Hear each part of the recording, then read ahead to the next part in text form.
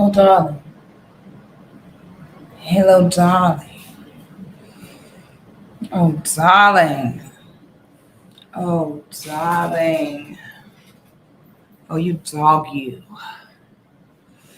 Oh, you dog, you. Come on in, darling. It's been a long while. I shouldn't have left you without a dope beat to step to. Whoa, darling. Oh, you dog. Be a dear, would you? Like the video on your way in. Subscribe to the channel, darling. Oh, I do want to thank you all for being here this afternoon. You could have been anywhere in the world, but you here with me, darling. Oh, and I don't take that for granted, darling. Hello, y'all. Come on in. I am sorry I'm late. I'm going to give everybody a second to get in here. I feel like some people probably left. They probably left. Like, okay, she not here. What's going on? They probably was like, okay, we out. So I wanted to. Is this not gonna let me? Hold on. I am trying to pin this comment. 1 second here. Oh Lord, have mercy. Let me pin this comment. Y'all come on in. Y'all listen. Let me tell y'all something. I am really just now fully recovered from my birthday party. Okay. Y'all been wondering, like, where has she been? I'm just going to keep it real with you. I am just now coming back to life.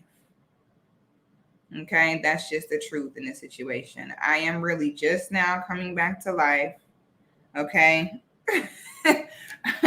It took me like literally a week to be able to like breathe again. But I do want to talk about the birthday party just for a minute because I talked about it a little bit in the Patreon, but I haven't got to talk about it on here yet. So let me first just start out by saying thank you to everyone that came to the party. Okay, let me just start there.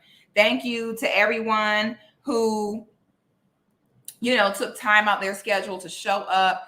Thank you for the gifts. Thank you for the good energy. Y'all, this party, the vibrations in the party were so high. Not only was it good people there, good vibes, but it was an excellent opportunity for networking. There were so many business connects and, collaborations created there. A bunch of people in one building that have their own things going on. The gifts were amazing. When I tell you everyone came through with gifts, I got beautiful candles, roses.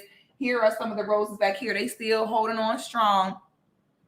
Shout out to this. So we had an artist at the party and I saw him over there painting something, but I didn't know what he was painting. I was like, what is that? It wasn't until the next day that I realized he was painting me. Let me tell you the name of the painter. So I make sure, let me make sure that he gets his credit. So the painter's name is Antonio McIlwain. Okay. His Instagram handle is RARMOFCASSO. Like, I think it's a play on Picasso. So this was the artist that did this. My mama was an artist. I am an artist child on both sides. So stuff like this is absolutely incredible to me. Thank you so much to that brother. Somebody gave me an envelope. Okay. There was no name on the envelope. There was no nothing. Okay. Maybe 2 days after the party, I'm finally going through all the gifts, trying to get everything figured out. I open the envelope. The envelope is stuffed full of cash. There is not a name on the envelope. There's not a phone number. There's not a business card. There's nothing. The envelope was huge. It was full of money, and no one even said who it's from. I'm guessing this is just someone who wanted to give me a blessing and didn't want the credit for it. So whoever you are, I will say thank you so much. That is going right into my little savings account, and I appreciate you so much for that. Whoever you are, thank you. It means a lot to me.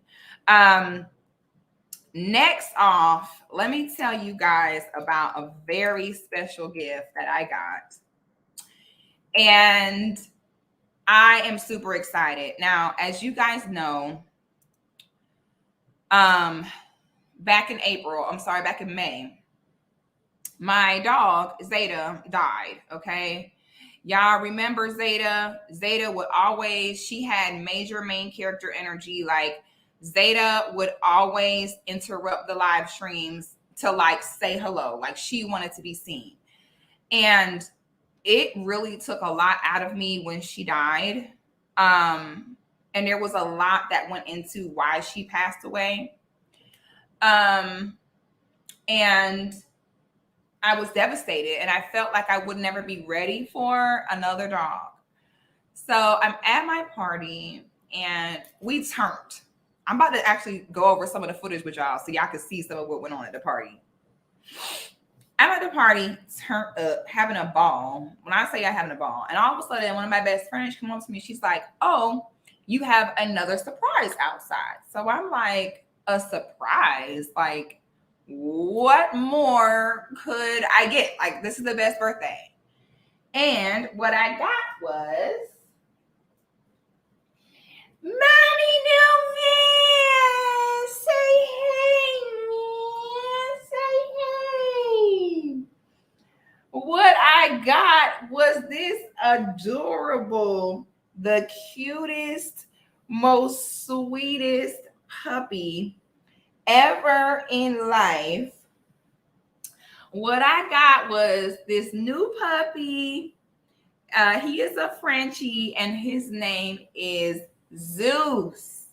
And when I tell y'all, it was literally like love at first sight with me and Zeus. Like, the moment that I held him, I looked at him and he looked at me, and I knew that we were meant for each other. And ever since the party, he has not left my side. Like, me sitting here right now doing the stream, he's right here. Everywhere I go, he wants to come with me. Every time I run errands, I bring him with me. I got this like bag that I wear, and I put him in the bag so I can bring him into the store with me. Someone like myself that suffers from major anxiety and PTSD, like, just having him here, it just calms my nerves. I totally understand why animals are like emotional support, animals. He is so sweet. I really had to take this past week to really work on his house training and getting him acclimated to the home, acclimated to a new diet. So that's another reason why I've been gone is, I've been trying to get my new baby situated. So he is probably the best thing that ever happened to me, given to me by someone very special that they know who they are. And thank you very much. And you really changed my life with this. And I love him, y'all. I am just smitten with this dog. I am obsessed. He is like my new little ride or die. Like, see how he's sitting here right now? He will literally sit like this. Like, he is just happy to be with mommy. He does not care. Like, I am in love. So y'all say hey to my new baby. I love him. Y'all say hey to everybody, man. Say hey to everybody, man. He's just so sweet. Y'all see how he just snuggles? He is so sweet. Oh, mommy's baby. So I'm so happy. Okay, man. You got to get down, mommy, man. Mommy got to work, man. Come on, mommy, man. There you go. There you go, mommy, man. I love him. Okay. So, yes, they are not easy to train at all. They're not, which is why I was like, oh my God, I have to get him somewhat together before I try to be doing, live streams with him here. Oh, Chi said, I hope he doesn't start jumping like a grasshopper again. Oh my God. I think I'm going to post that clip on TikTok. I think I'm going to post it on TikTok. Y'all should have seen him earlier jumping. I was like, what is going on? What is going on with him? So let me show you guys. We're just going to go over a little bit of the footage from the party if you guys haven't seen it. I did post a video on YouTube, but I just want to go through this with you guys. How do I? So y'all can get the vibe. I think I'm going to start doing more events because I really realized that my energy has really attracted and kind of curated a very high level and high vibrational group of people. Uh-oh, you're going to knock this over, baby. Sit down, man. I realized that I've worked very hard to get a very specific group of people here. Okay. Now, so when I first walk in the party, y'all, the first thing I see is the Patreoners. Okay. So for those of you who don't know, I have a beauty Patreon. So in my Patreon, I do makeup, hair, beauty tips, girl talk. We talk about relationships, sex, dating, money. We talk about everything in there. So I get ready for my live streams live. So I show all the products I use, my techniques for my makeup, everything like that. While we're doing the makeup, we have different topics that we discuss, you know, as girls. Sometimes the girls pick a topic, sometimes I do. But the goal of the Patreon is like-minded Black women who are solution-oriented, that want to look good, want better lives, and don't want to be victims. Like, the Patreon is for women who want to upgrade, come to death row.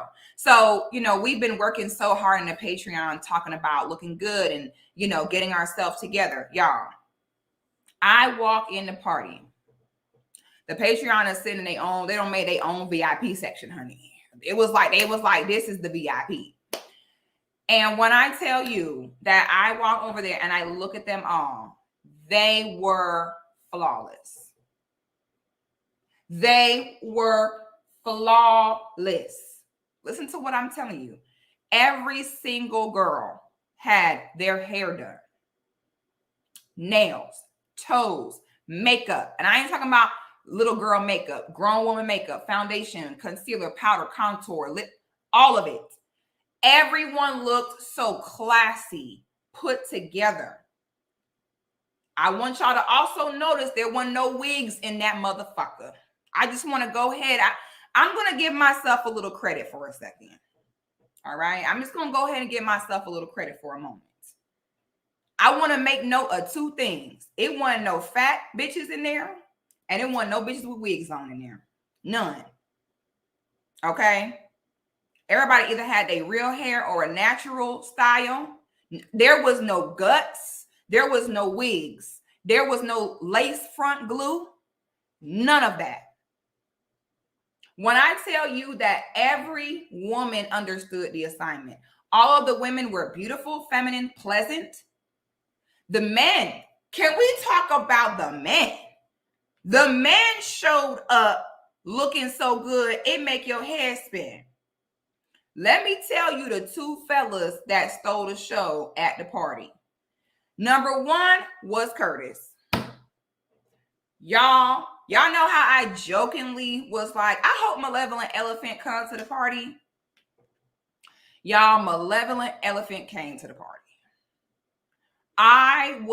This was a DJ right here. I was literally so emotional when I saw him. I said it like a joke. Hold on, there's too much going on. I said like a joke for him to come.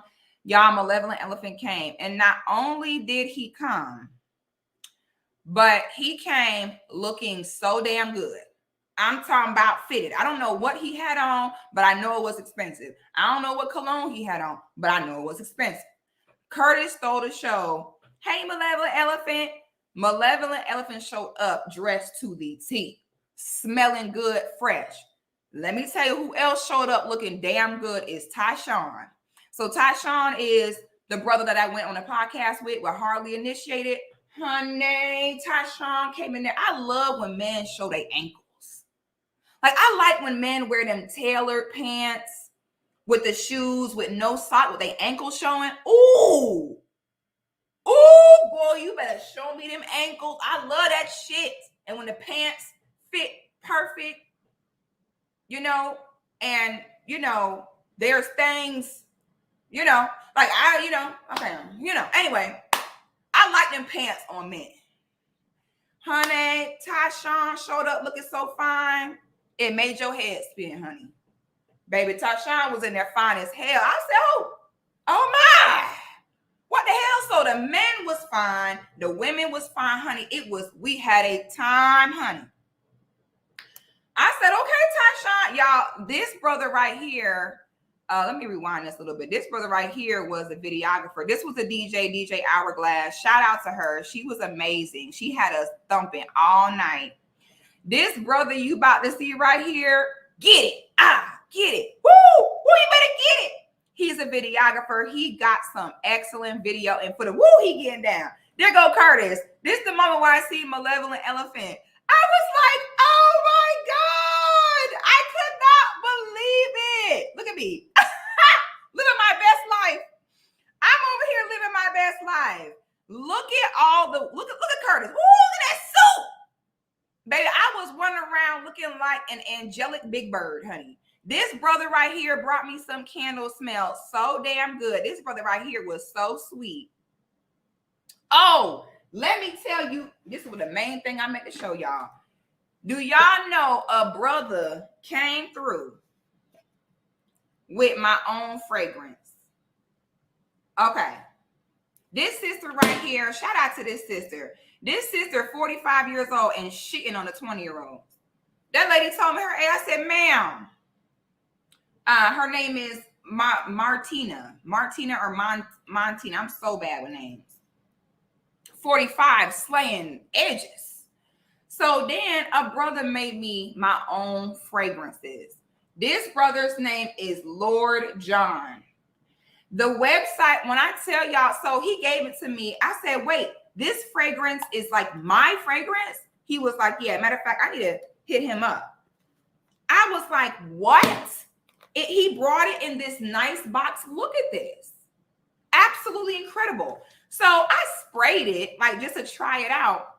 So after I spray it, I go around, everybody like, what the hell? You smell good. I'm like, oh shit. I'm like, the brother he made me these fragrances. It's like it just mixed with my pheromones so well. Black owned perfume. So I'm gonna get with this brother to see, can we release this for everybody? Because this smells so good. I didn't even know what to do. His name is Lord John. He is a perfume designer. I don't know what you call that exactly. And the website is imaginetheessence.com. This smells so good, it'll get you 8 right here. Okay. Shout out to that brother. It's another brother that had lemonade called Bougie Lemonade. He gave me, I already drank them, but he gave me some strawberry lemonade, some rosemary mint lemonade. Y'all, it was so much black business. Andre Hatchett, the money man, came through looking good. Andre came through in the blue. Y'all, words cannot describe the vibes. Yeah, so this is the brother when he was giving me the candles.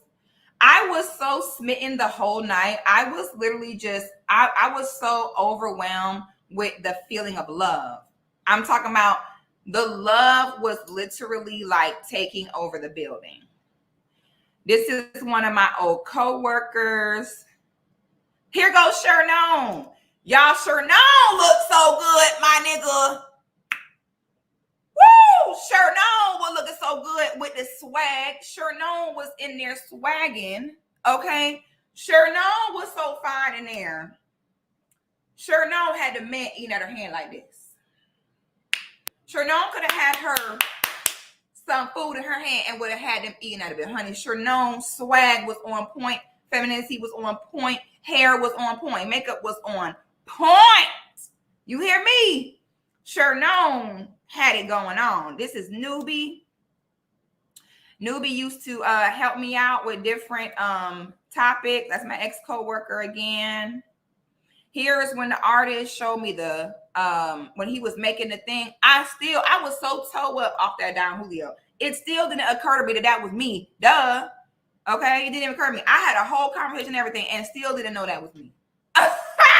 Woo! Pray for me, honey.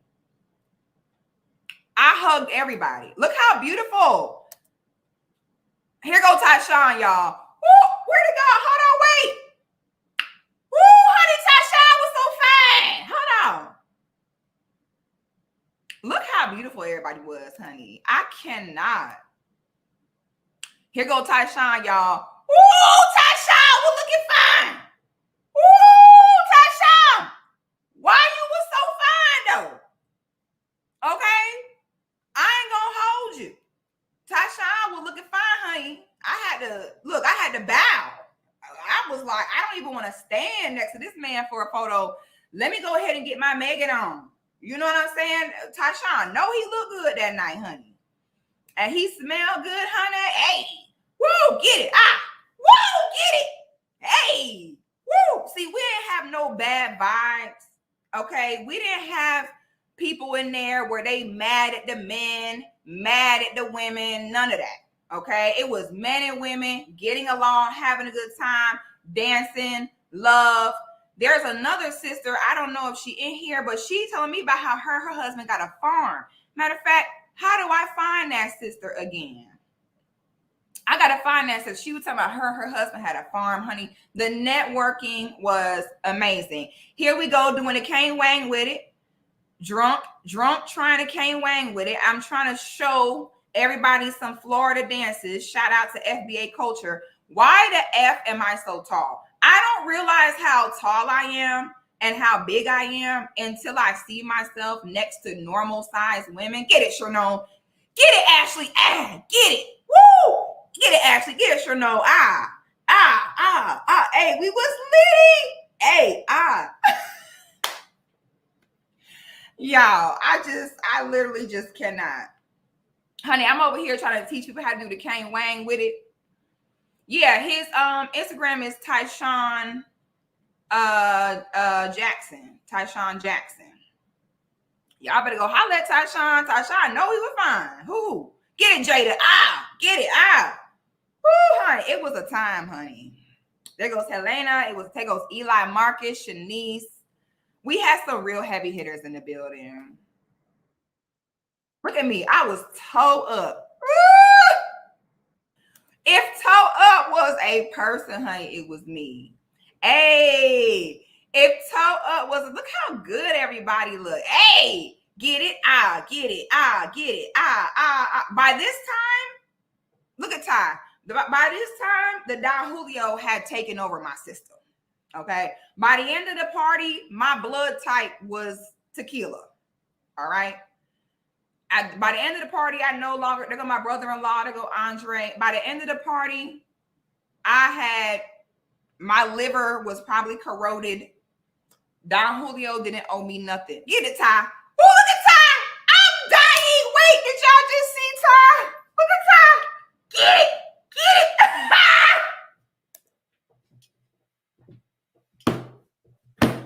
Woo, Ty, you better get it, honey.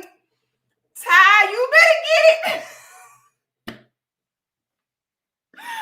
Yo, I am so freaking weak. So this is everybody. Y'all, it was just, well, all the Patreoners. Y'all, it was just Ty. Ty said, I don't remember, girl, me neither. I don't remember. Like, literally the next day, I had to do a recap. Like, okay, what happened? I don't even know. I think, honey, I woke up the next day. I had a cramp, a Charlie horse. I swear I popped a knee. Honey, my knees gave out on me by the time we was out there so lit. You know what I'm saying? So I just wanted to go everything with y'all. Say thank you to you guys. 33 feels good. Like, I'm 33, but I feel 23. Not y'all putting Tyshawn Instagram in here. I'm weak. See, Andre is a real nigga. See, real niggas don't be hating. You know what I'm saying? Real niggas like, here you go. The women was looking good, honey. So I just wanted y'all to just kind of get a gist of what's going on. I think I'm definitely going to start doing more parties because, you know, I mean, the vibes. Like, I understand, like, what I attract. You know what I mean? So I am going to be doing more events because, man, Women lie, men lie, energy don't. And that party showed that I'm on the right track and I'm attracting the right people. So it was everything. Okay. So we definitely gonna do that. Y'all, I'm so thirsty. Why I forgot to take my alpha juice out the freezer. Now my alpha juice is still frozen and I'm thirsty. I'm so upset. I don't forgot to take my alpha juice out, honey. Malevolent Elephant said he's scared to move to ATL. The women are hella aggressive. I told you, Malevolent Elephant, I said you, for someone like you and for what you on, Atlanta would actually be ideal for you. All right, so now let's get into today's topic, because today's topic is very serious and I want to have this conversation, or should I say we need to have this conversation. All right. Let's start with, let me open my statement with this, okay? Do you all know the story of the Trojan horse? Okay, the Trojan horse, where it's like, okay, I need to get through your defense system. I need to get inside your space. Now, it's going to be too hard for me to just fight you to get in your space. You're going to fight back. You might know I'm coming. It's a lot going on. So instead, what I will do is I will come as though I'm giving you a gift. I will come as though I am here to help you, to give you a gift for your benefit, but really, he might have to go out. Elijah, he's scratching at the door. Can you please take him out? I think he's learning how to let us know when he needs to go out. I think he's learning, because he just went to the door and he was scratching the door. So bring a treat with you. And when he goes out, he'll eat it. He just ate one earlier. Oh. I mean, just get it. At least let him see you're giving it to him. When he pee or poop, say good pee pee, good poop poop, and give him a treat, and make sure he understands he's getting that treat because he let us know he got to go to the bathroom. Okay. Thank you, baby. Teamwork make the dream work, honey. So it's too hard to infiltrate a people by force. You have to, they're going to fight back. You got to have yourself together. It's too much. Instead, what I'll do is I'll look like I'm coming in peace. I'll look like I'm coming to bring you a gift. So in the story of the Trojan horse, the enemy was able to hide inside the horse and act as though they were presenting this large horse statue as a gift. And as soon as they allowed the Trojan horse inside of their four walls, they pop out and they're attacked. Okay. Black women are the Trojan horse of Black people. Okay, because we have to ask, why is it? First of all, some people are in denial. Why is it, first of all, that some people are in denial about whether or not Black people, whether or not Black women are even used as a pawn? Okay. And at some point, we have to think bigger. All right. At some point, we have to look at consistent patterns. First of all, have you all noticed that when we speak on Black women in the system, okay, now when I say the system, I'm talking about government and political systems. Have you noticed that Black women are not ever giving any truly meaningful positions in the system? Black women are not giving any true positions of power in the system. They are not giving any positive positions in the system. The only time that you will see Black women allowed into the system and giving a position to be held in the system is when they are being used as a pawn to destroy themselves, their men, and their people in general. Now we have to ask ourselves, like, why Black women? You know what I'm saying? Like, if they really want to penetrate us as a people, if they really want to put us in a bad position as a people, why would they not just go straight for the men? Right? Now, the reason why they don't go straight for the men is, again, going straight for the men is having to force your way in. The men are capable of fighting back. They're strong to kick back on what you're doing. Okay. Now, and let me say this real quick. In this conversation, you're going to have to take a deep breath. I know that some of you are so sucked into what they want you to be, and I get how new concepts can be hard for you. But what I want y'all to do is to take a deep breath. Don't take this personal and listen to this conversation breakdown. Okay. Regular Degla says, I don't know. There's a ton of Black women judges, police chiefs, and mayors. Exactly. Listen to what I said. Black women are, I'm going to say this one more time. Let me do this so y'all can hear me. You just proved my point, Regular Degla.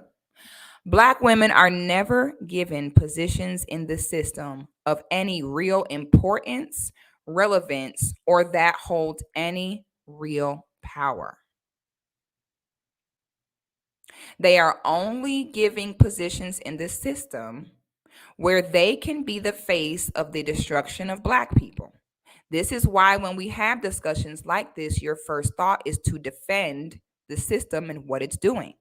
Because you don't even understand it's a real problem, because someone that looks like you is always the one hitting the gavel against you. Okay?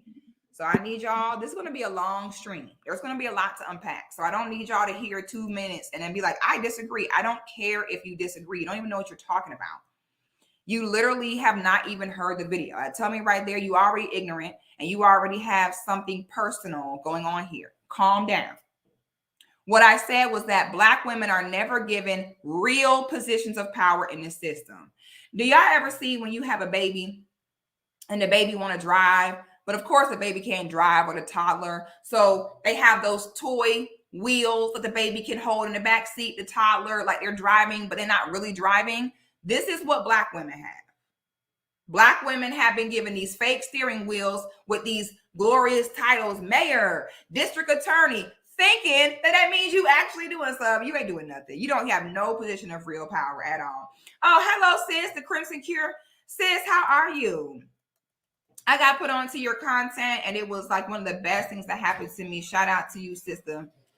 I see your wisdom and your knowledge, and thank you for everything that you do. Thank you so much. Shout out to that sister. That's a good sister right there. Okay. Now, let me talk about the nature of women. Let me talk about how Black women, why do I still have this up here? Let me talk about how Black women's nature are used against us and to destroy our people. Okay. Now, when we speak on code is Black people. A lot of Black people have a very basic concept of code, and they think that code means condoning our own BS. Okay. A lot of Black people think that being on code means that we are supposed to turn a blind eye to the bad behaviors in our people. That is not what being on code means. Being on code simply means not banishing your own people to hell for a scenario or situation that could also happen to you. Now, I did a video a few weeks ago with a sister that got into the altercation with the officer here in Atlanta. And I spoke on how there has been a major influx in crime in Atlanta and how the officer absolutely did have to go see why that car was there, because there's been a lot going on. I'm not here to argue with anyone about whether or not Atlanta has a crime issue. Okay. Atlanta for sure has a crime issue. I am not here on this stream to make excuses for anyone or not hold anyone accountable. I want you guys to kind of get out your own head, and I want you to focus on the bigger picture and the system, the systematic nature to all this. So let me show you this first. Why is crime in Atlanta so high? Now, when I first moved to Atlanta, We moved into a three bedroom, 2-bathroom home. Very nice home, great school districts, and the rent price was $1,400 per month. This home had a large front yard, large backyard, corner lot, A+ schools, beautiful home, period. Okay, vaulted ceilings, jacuzzi tub. $1,400 was the cost per month. Okay. Recently, I have been considering moving back into that neighborhood because it was such a great neighborhood. All right. For shits and giggles, I just looked to see what that house I got back then, what homes in that neighborhood are going for now on the market. Okay. That home that I moved into in 2019, I moved to Atlanta in June of 2019. In June of 2019, that house was $1,400. Do y'all know that that same neighborhood, the same homes in that neighborhood are now going for between $2,500 and $2,600 a month? June 2019, $1,400. That same home is now going for $2,600 a month. Okay, so let's go ahead and speak on system. All right. Inflation was hottest in Atlanta, mildest in San Francisco. Now, you're doing bad when you got higher inflation than San Francisco. Okay. San Francisco is the most expensive city to live in this country, besides like Honolulu, Hawaii. Y'all think New York and LA is expensive? Honey, go to San Fran. I would not even live in San Francisco unless I was at least 8 million in the bank. I wouldn't, because everything in San Fran is expensive. Everything. Now, Atlanta is here with higher inflation than San Francisco. All right. So now what happens when in a city where at one point you get a very decent 2-bedroom apartment for $800-900? What happens when that same apartment that would have been $900 is now $2,000 a month? Here in Atlanta, you cannot get a basic 2-bedroom apartment for less than $2,000 a month. If you are renting a 2-bedroom for less than $2,000 in Atlanta, you probably have a 1945 apartment. That apartment probably ain't been updated since 1945. But a decent, safe, clean apartment in Atlanta, you looking at least 2 bands a month. Then they tell you that you need to make 3.5 times the rent. So now the average cost of living in Atlanta is $2,000 a month. And if you live in New York, I don't want to hear, well, in New York, fuck you, we're not in New York. Okay, I don't want to, please, I cannot stand when y'all do that. Well, in New York, that's how we don't live there. Also in New York, you get paid a lot more. Okay, a basic grocery store job in New York is like $25 an hour. Stop it. Okay, we are talking about a city where the pay rate has stayed the same, but we have 1,000% increase in the cost of living. All right, so understand that. So I don't want to hear about in New York. I don't care. I don't even know why y'all live there. Y'all are actually retarded for living there, paying all that damn money for them shoe boxes. If you retarded and do that, that's you. But please do not sit and compare everyone to in New York. You the only ones that live there just to say you live in New York. Even when you get a hotel, I don't even like going there. Even when you get a hotel, the hotel is shoebox. Y'all live there just to say you're from that, just to say you live in New York. So we don't care about in New York. Boy, no one love to tell you where they from, like someone from New York. But y'all cannot wait to tell us you live in New York. We don't care. No one care but you. Okay?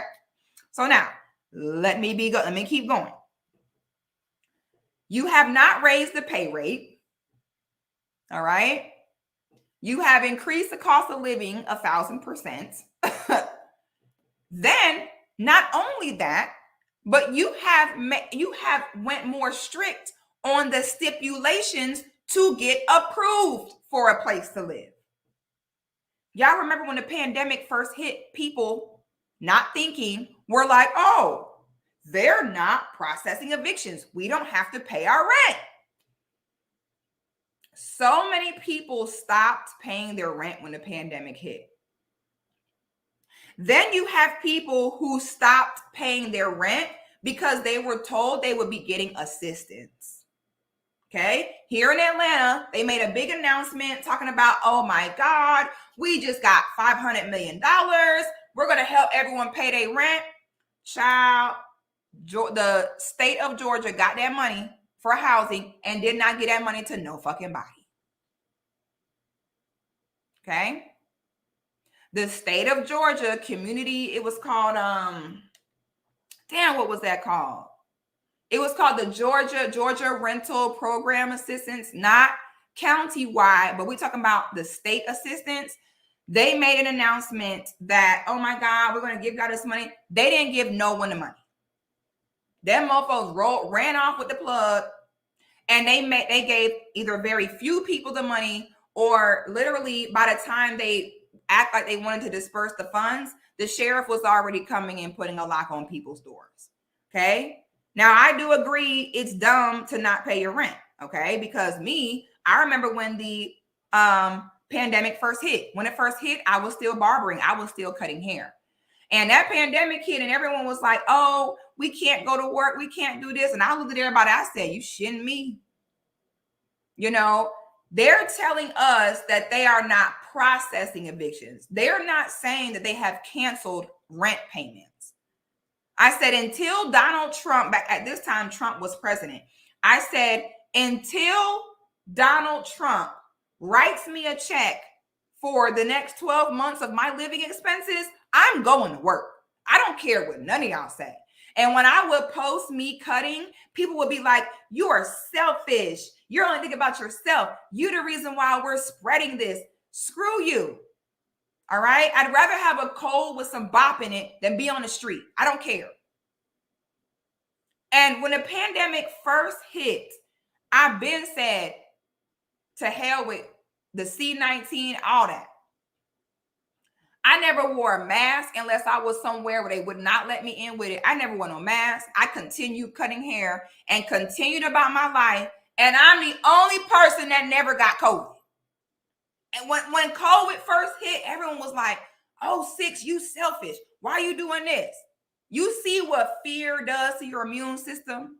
I was the one from day one that was like, I don't care about any of this. I don't care about COVID. I don't care about none of that. I continue to take my ass to work. We was in the shop like we was trapping out the bando. All right. I was telling my clients, come around back. They was coming around the back door. We had the blinds closed. We was still gonna work. And some of my spirit said, I can still work, still pay my bills. Thank God I did. So where we are now is all of those months of people not paying those evictions, they are starting to process and catch up on that paperwork. The clerk of the court was so bombarded with evictions that a lot of people were able to live for free for a year or two before they were able to process that eviction to the point to get them out the home. Now we are at that place where they have caught up and they are coming to kick people out. In Atlanta, they are daily knocking on people's doors and telling them they have to get out. Matter of fact, there was just a situation that went viral about 2-3 weeks ago of a woman that was home at her boyfriend's house. Did y'all hear about that story? The woman was home at her boyfriend's house and the police showed up to the door and knocked on the door and was like, you're getting evicted. And she was like, oh my God, she didn't even know that he wasn't paying the bill. And she had her baby with her and ended up acting a fool to the police and then still had to get out. I don't think y'all understand the crisis that is happening here in Atlanta. I do not like how we're just sitting here like, oh, the crime is so bad. What? Crime is always synonymous with money problems. Always. Crime is committed by not enough money or too much money. Okay. It always goes that way. Thank you, sister. Y'all, shout out to my sister, Danica. Thank you, sis. I love you. Sis giving me a little bit of love over here. I love you, sis. Thank you. Oh my God. I love you, sister. Did I miss another one? Oh, here goes Tyshawn. Hey, Tyshawn. We were just talking about you. Hey. Y'all, that's Tyshawn right there. Y'all, Tyshawn was so fine. Who?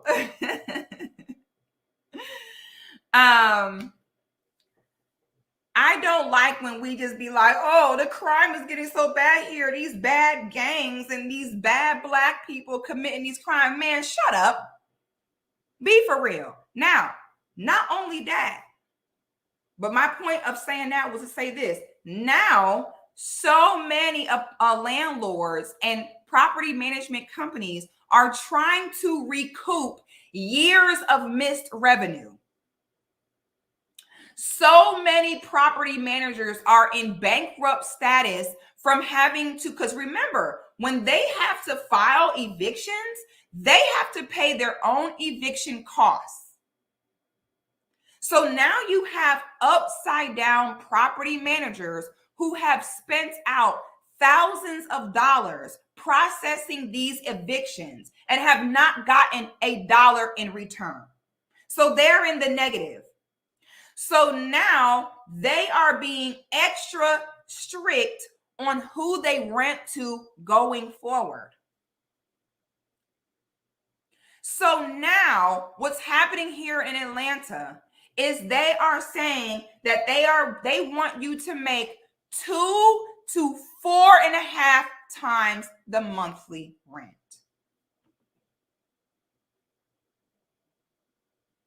The average person is making $500 to $1,000 a week.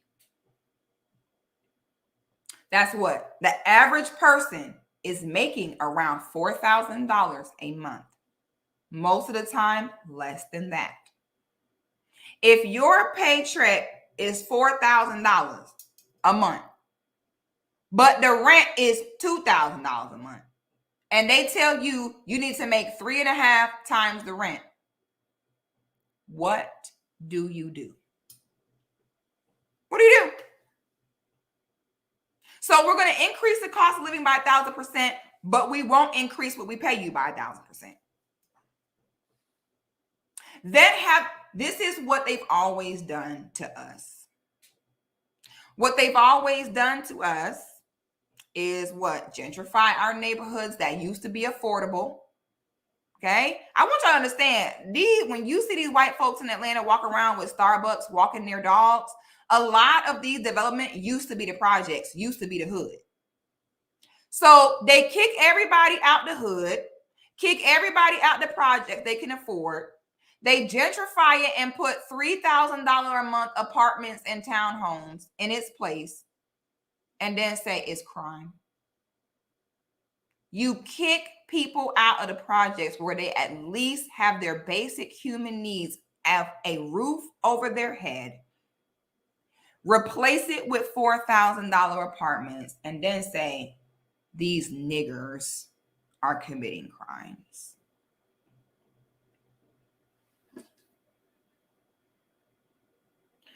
Then society never knows what's happening to us because we go along with it. Because guess who's the one condoning our own people? Us. I put a comment, I put a post on my Instagram about this, about how the Atlanta DA is the devil. And people told me, no, there's crime going on. We need her to fix the crime. Sweetie, you ain't seen nothing yet. If the Atlanta DA was so concerned about crime, she would go ahead and do something about the cost of living. And she would do something about the pay rate. Oh, wait, because she can't. Oh, wait, she can't do that because Black women are never put in charge of that. You see what I'm saying? Black women are never given real power in what will actually solve the problem. We are only used as a pawn to be the face of reacting to the problem. I forgot. Why don't we have a Black woman in the system that is making the cost of living normal? Why don't we have a Black woman in the system that says, people probably need to make more than $14 an hour to survive? Why don't we have Black women doing that? Do you notice that? We don't have Black women doing that. When do we see Black women employed in the system? It's like when they are the ATLDA who is making it her job to take Black men down. Now, let me go ahead and show y'all this. Now, some people may say, but Six, where is this video? Some people may say, but Six, she's just doing her job. Who is this? Let me find this. I want to show you guys this. Somebody say, but Six, she's just doing her job. How is it a problem for her doing her job? All right. I'm going to use this example. Okay. When I was shopping for my truck, I knew I wanted a Jeep. Okay. I knew I wanted a Jeep. I was like, I want something nice, but not too nice. I want something that's going to be spacious for me, having a teenage child. You know what I'm saying? So I was like, I want a Jeep. When I decided I wanted a Jeep, every time I would get on the road, I would see the Jeep because I was looking for it. Okay. I want to ask you guys in the chat. I genuinely am curious as to what y'all are thinking. Do you all think that young Black Zeus? Can you not bump mommy's camera? Can I ask you guys in the chat, and I want you to be totally honest about this. Do you all truly believe that Black children or Black young people between 15 and 25, do you think that Black children between 15 and 25 commit more crimes than white children between the age of 15 and 25? Okay.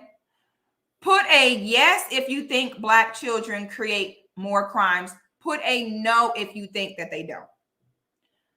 I want you to say, if you think that Black children commit more crimes, say yes. If you think that Black children don't commit more crimes than others, say no. I'm sorry if that was confusing. If you guys think that Black children commit more crimes, say yes. If you think that they don't commit more crimes than other children, say no. Oh, no. Oh, no, darling.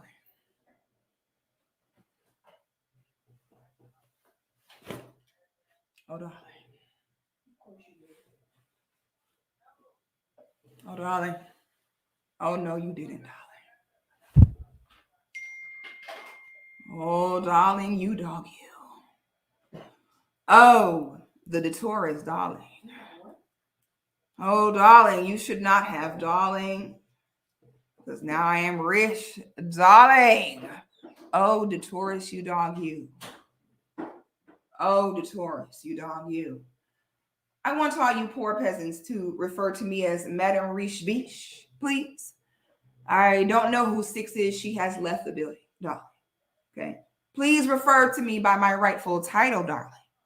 Put some respect on my name. Oh, you dog you, the Taurus. Oh, you dog you, the Taurus, darling. Honey, I must put on my fine fur, darling. Oh, the Taurus, darling, you dog you. Oh, you guys are spoiling me today. Oh, you dog you, darling. Oh, you dog you, darling. Oh, you dog you.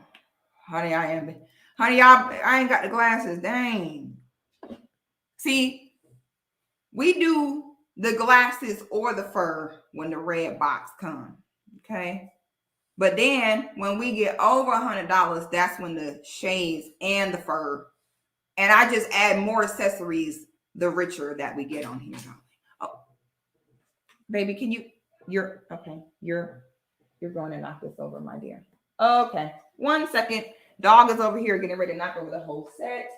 Come here, mommy man. Get your butt. There you go, mommy man. There you go, mommy man. There you go, mommy man. You want to come to mommy? You want to come to mommy? Come on, mommy man. You want to come to mommy? You want to come to mommy? That mommy's sweetie. Come on, mommy man. Come on, mommy man. Oh, mommy man. Uh-oh, you got my earring, mommy man.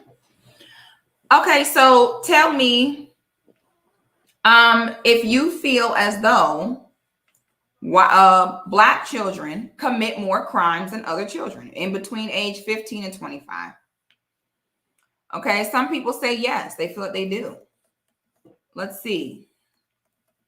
Some people say yes, they feel like they do. Some people are saying no. Let me see. Most people are saying no. Most people are saying no. We don't feel as though Black children commit more crimes than white children. Okay. Malevolent Elephant says violent crimes, yes. Other crimes, no. Okay, interesting. Most people are saying no, they don't feel like they do. And I would have to agree with no. Okay. The reason why I say that Black children do not commit more crimes than other children is because for a good period of my life, I grew up in the country in Florida. I used to live in a small town called Astor. Okay. When you all get a moment, I want you to look up Astor, Florida on the map. You will see that, man, what are you doing, man? You will see that Astor, Florida is in the middle of the Ocala National Forest in Central Florida. Me, my mom, and my brother were the only Black people in the town. All right. Now, let me tell y'all this. White children between the... Mommy man, what are you doing, mommy man? Oh. Y'all. Oh, Lord. Y'all, Zeus almost ended the broadcast, Lord. I'm going to tell you guys something right now. White children 100% commit more crime than Black children. Okay. Now, let me tell you the difference of what happens when white children commit crimes. When white children commit crimes, it is handled between their families. In Astor, those white children were doing heroin. They were selling it. These white children were stealing cars. They were breaking into cars. They were stealing out of homes. They were stealing people's boats. These kids were stealing people's boats down the St. John's River. Okay. Now, let me tell you the difference. When white children commit these crimes, they are not plastered on the news. They are not plastered in the media. More times than not, they are not even charged. I have witnessed this living in the forest with white folks for at least 5 years of my life. I am telling you all, white children commit hella crimes and they do not involve the police. Listen to what I'm saying. When I lived in Astor, matter of fact, it was one white boy named Casey. Casey was so bad. Casey was breaking into homes all around the neighborhood. Casey had weapons, was stealing cars, and doing every drug you can imagine. Every time that Casey would commit a crime, you know what they would do? Call his parents. His parents would meet with the people they committed the crime against. The person he committed the crime against would say, oh, he's young. He don't know what he's doing. we forgive him. His own community never condemned him, nor did they involve the system in reprimanding him. They handle their young people and their crime as a community.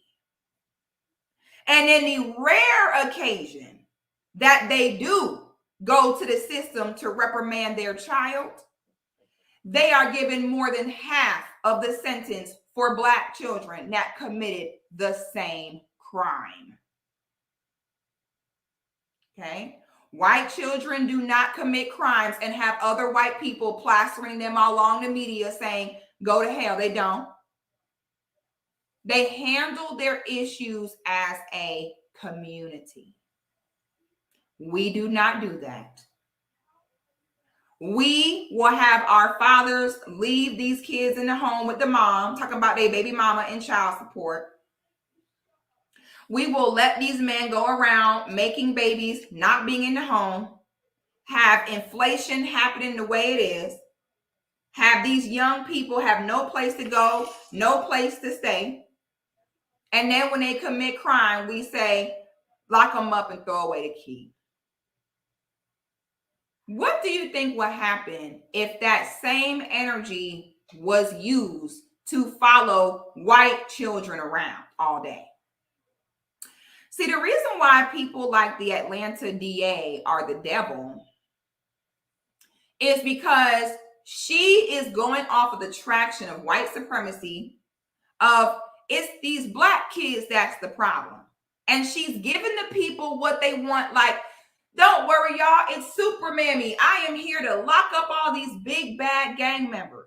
Now, some of you may be blessed to have lived one of them lives where you've never been in jail, you've never known anyone that's been in jail. And if you have lived a life like that, God bless you and I'm happy for you. But I have not. I have friends and people like family in jail right now, and they should not be. And I'm going to speak on how this happens. All right. I'm from Florida. I have literally seen with my own eyes, there is a cop in Florida that used to sit over there. If you from Orlando, you know where Richmond Heights is. Okay. There is a police officer that used to literally sit in Richmond Heights off of LB McLeod and Willie Mays and would sit on this corner every morning and would wait for my boyfriend at the time to leave his house and would literally follow him around for at least an hour every single day. I have seen it with my own eyes on my dead mother. What happens, ladies, what I tell y'all about going through a man phone? You never go through a man phone. Why? Because you're going to always get what you're looking for. If you have a Black female DA sit up here reciting Young Thug lyrics, putting on her cape, talking about, don't worry, I will save us from all this gang activity. What happens is you put the spotlight on who? Not those rappers, but everyone that looks like them. This is how Black people sit and cheer for their own demise. What would happen if they put that same energy into following these white kids around all day? We all know that when you go looking for something, you find it. Do y'all notice why white serial killers, have y'all seen these white serial killers that be serial killers for 10, 20 years and never get caught? And you know how and why they don't get caught? Because they don't look like they're going to cause a threat. It's a white guy in khakis and Skechers. Y'all do not understand the power in representation.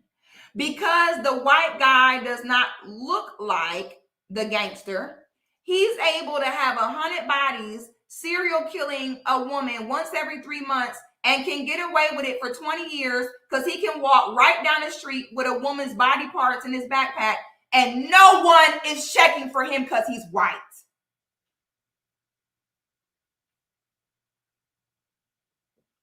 I'm going to show you guys an example of why we should not sit and cheer for them taking the devil like the Atlanta DA and propping her up in position and cheering for her like, yeah, we tired of this. Get him.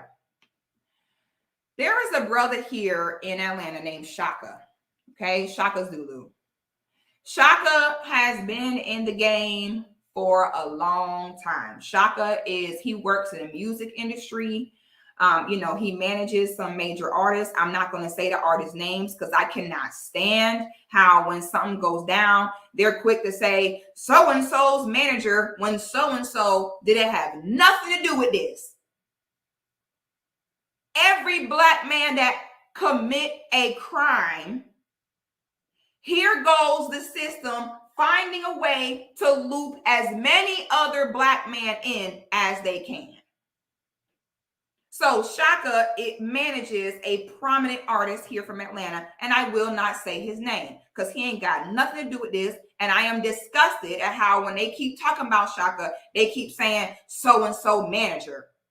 I know what that negative association is for, and I cannot stand it. Okay? Now, before I go into that, let me say this about the gang thing. Because I see y'all saying, I'm tired of the gang activity.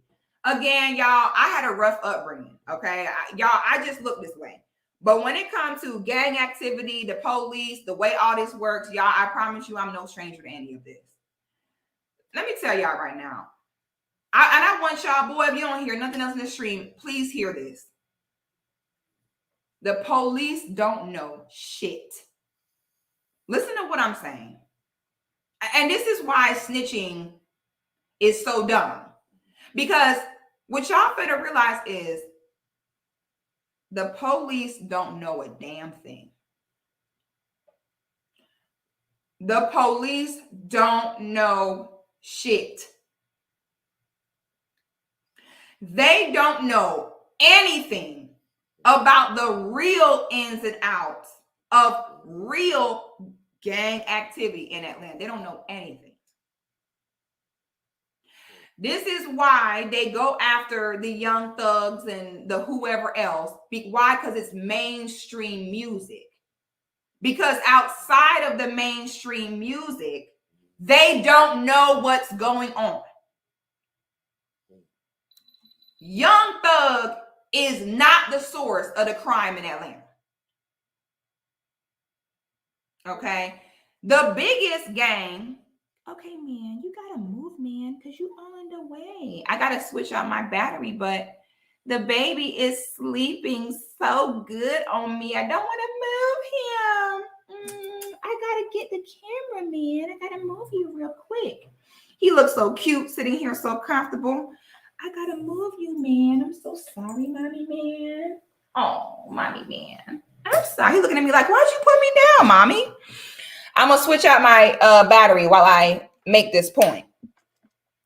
Y'all have got to stop clapping when the lame ass DA gets on here and she's like, oh, we're gonna get these gangs off the street, and y'all dumbass sitting there clapping for it. Yeah, and she's like, yeah, all these rappers and all these guys thinking that they can do what they want in my county. You can't do what you want in my county. And here go niggas. Yeah. Okay. I'm about to show y'all why you do not do that. You as a black person should never, ever, I don't care if you talking about you tired of the gang problem, sweetie, listen. When it comes to the crime issue here in Atlanta, y'all, it is simply because we are in a financial crisis here, period. It ain't got nothing to do with, oh, black people are this, black people are that. It has everything to do with economics, money, and survival, So I want that to be understood. Like, please don't get caught up in black people are the reason why we're in the situation we're in. That is not the case. The reality is that the way that the cost of living is set up, the way that this city is set up is why there is crime. Now, back to the story about why you should not sit here when they whenever you see a Black woman in politics, run as fast as you can. How to tell you about to be set up politically. Step 1, when there's a Black woman as the face of it, especially a fat Black woman. Oh my God. If you see a fat or an old Black woman in charge of anything government or political, run as fast as you can. Run as fast as you can, because she is there to comfort white people. They put these heavy-set Black women in power to soothe white people fear. So this is why the Atlanta DA is a fat Black bitch, because her big fat face ass gets up there and is a comforting mammy to white folks. Oh my God, yay! She's gonna get these gangs out of here, sweetie. Y'all are retarded if you think that Young Thug is the reason why there's crime in this city. The police don't even know the real gangs. All they know is the commercial gangs that's on the radio. Y'all don't know shit. You don't even do your jobs. You don't do your job at all. You actually suck terribly at your job. So step 1, y'all, if you want to know if you getting fed to the slaughterhouse, step 1 of how to tell, is there a Black woman in charge, especially if she fat or old. If you see if she's fat and old, run for the hills, because she is for sure here to take you down. Okay? Now, I love this comment, Will. Will says they don't want to fix the real problem. Thank you. And when we as a people look like we are okay with this, we condone our own suffering. Now, in the comments on Instagram, I saw a brother on there. He was like, I was like, you know, the Atlanta DA is a fat bitch devil. And everyone was like, oh my God, she's just doing her job. I'm glad she's cracking down on crime. I am tired. As Black people, we got to hold each other accountable. I'm tired of Black people sitting here. I said, be careful what you wish for, dear.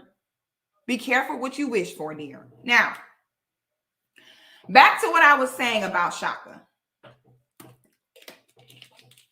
Shaka is a very prominent figure here in Atlanta. Oh, somebody says she probably single. You're right. She probably either single or married to a white man, or married to a weak Black man that look like he wear drawers that are too tight. Okay. But you don't never see an attractive in shape Black woman with an attractive Black husband in politics. You don't see it. Every time they want us to sit and be a pawn, it's a fat Black woman or an old Black woman, or fat and old, even worse. I want y'all to pay attention. You don't see attractive Black women in these positions. You don't. Okay? And I'm going to speak into why you don't. Let me write that down so I don't forget. I'm going to go into why you do not see attractive Black women being used as pawns against their people. I'm going to go into why you don't typically see that. I had to write that down so I don't forget that point. Now, Shaka is a prominent figure here in Atlanta. Shaka has been in the industry for decades. Shaka's reputation precedes him. There is no one in this city who you will bring up Shaka Zulu and they're like, F him, he ain't shit. No one. Shaka is one of the most solid men I have come into contact with. I have not heard anyone speak ill of Shaka ever. I have never heard of him, screwing nobody over. Shaka type of person. He will make sure you get home, make sure you're okay. Do you need anything? Shaka hang around nothing but real niggas. Okay? A solid dude. Shaka ain't bothering nobody. Shaka is not hurting nobody. That man make his money, live his life, and do good by people. He take care of so many people. Now, Let me show you guys this video. This is why you stay on code and you don't sit and clap for big fat black mammy hoes that sit in politics talking about how they're going to clean up your neighborhoods. Yeah, they're going to clean up your black ass. Their job is not here to clean up your neighborhoods. Their job is to make white people comfortable and to continue to cover up the crimes and keep the crimes that white people do uncharged and to never have them come to justice. That's their job. But y'all let them use you to clap like, yeah, we want you to come bust down this crime. I'm going to show you why you don't do this. Let me share this. Let me share this with you. This is how this goes left. So there was a brother in the comments like, I'm not going to sit here and not hold black people accountable. We are committing these crimes. Me, I don't get in trouble because I am a devoted businessman in the city and I'm not committing crimes. Hold my beer, sir. Remember you said that. What did you say, sir? That we won't get arrested. We won't have a problem if we just are what? Just good business people minding our business and doing good. Is that what you said, my brother? One of y'all niggas said that if we just mind our business and do what we're supposed to do, that we don't got to worry about this affecting us. Oh, really? You don't say. Watch this. Hold my beer. So let's go ahead and look at this. Y'all clap for your own demise. It's so amazing to me. Wow. Like y'all really can't look at things in a bigger picture. Y'all cannot see past a foot in front of you. Okay? Black people can see maybe 12 inches ahead of them and that's it. So basic. Well, we want them to crack down on the crime. Meanwhile, they not looking at non-melanated person for no crime. Meanwhile, they so busy stalking us to see are we committing crimes that these non-melanated folks is out here wilding and no one even noticed because you programmed that we the problem. All right.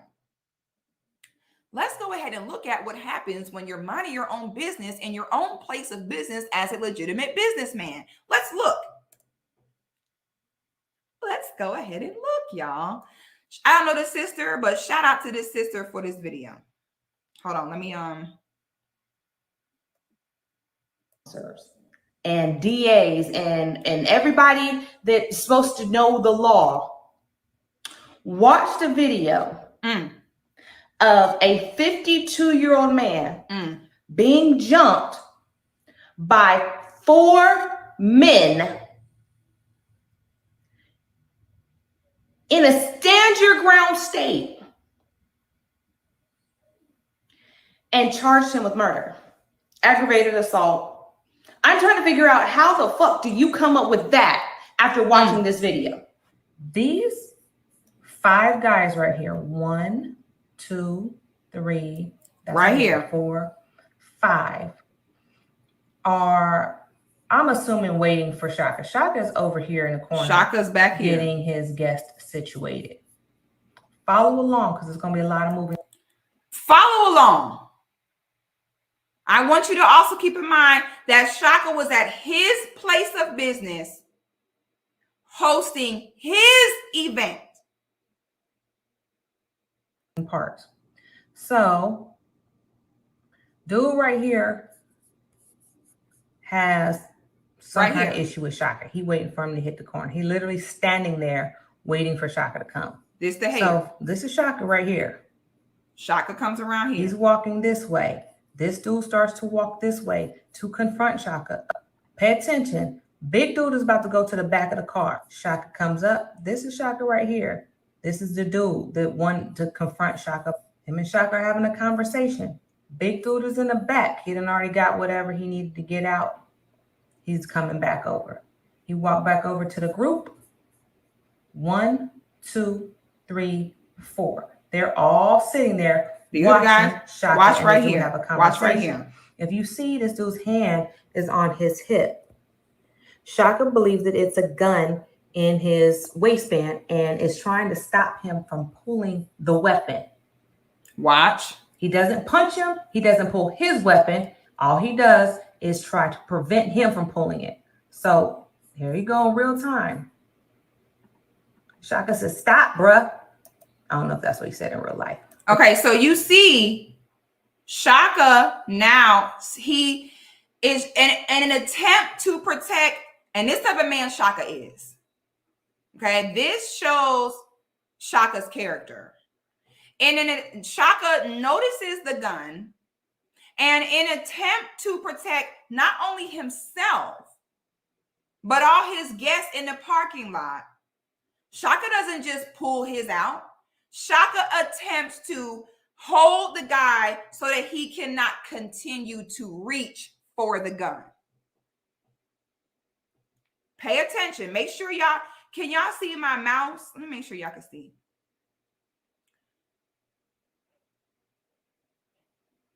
This is very true, Don Johnson. It's all about white comfortability. And somehow they convince us to come down on ourselves to make white folks comfortable and we fall for it. Let me make this bigger to make sure that y'all can see.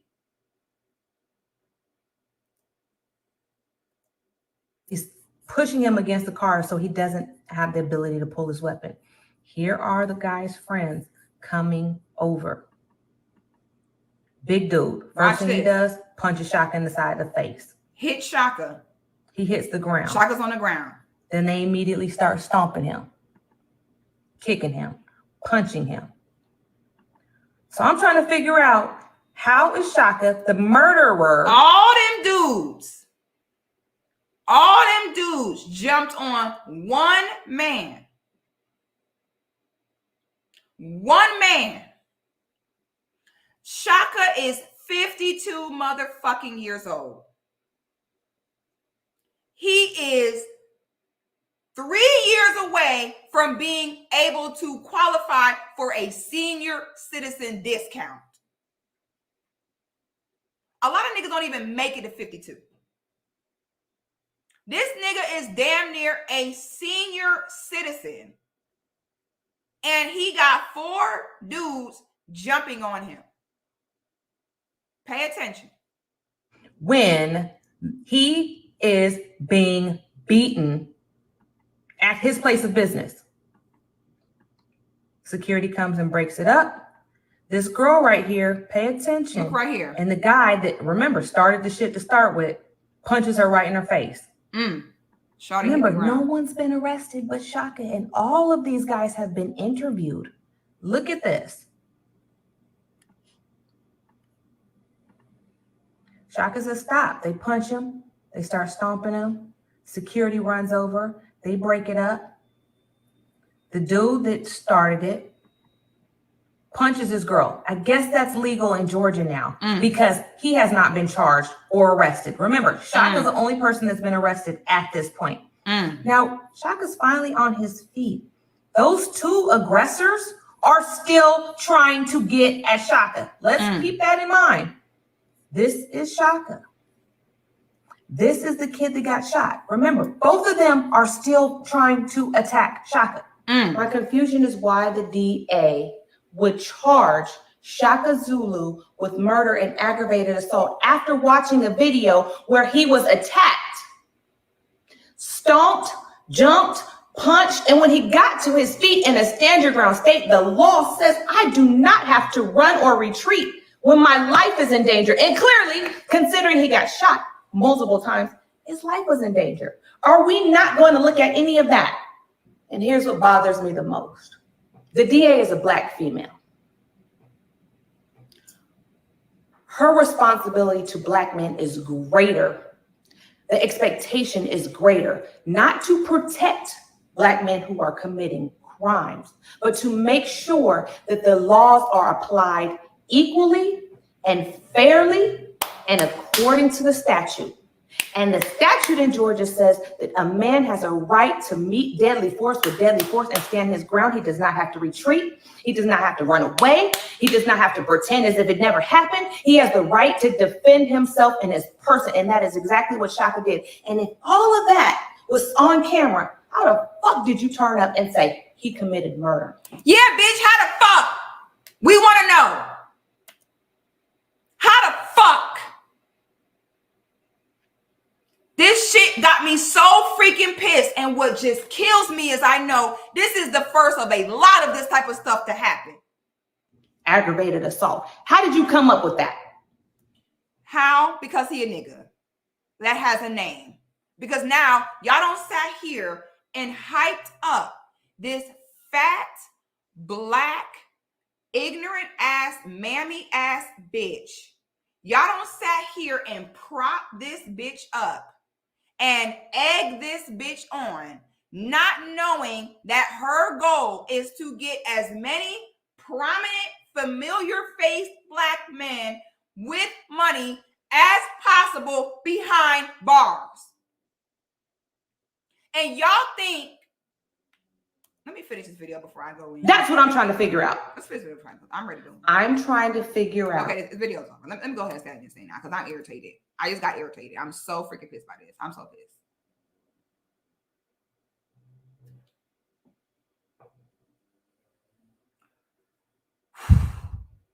All right.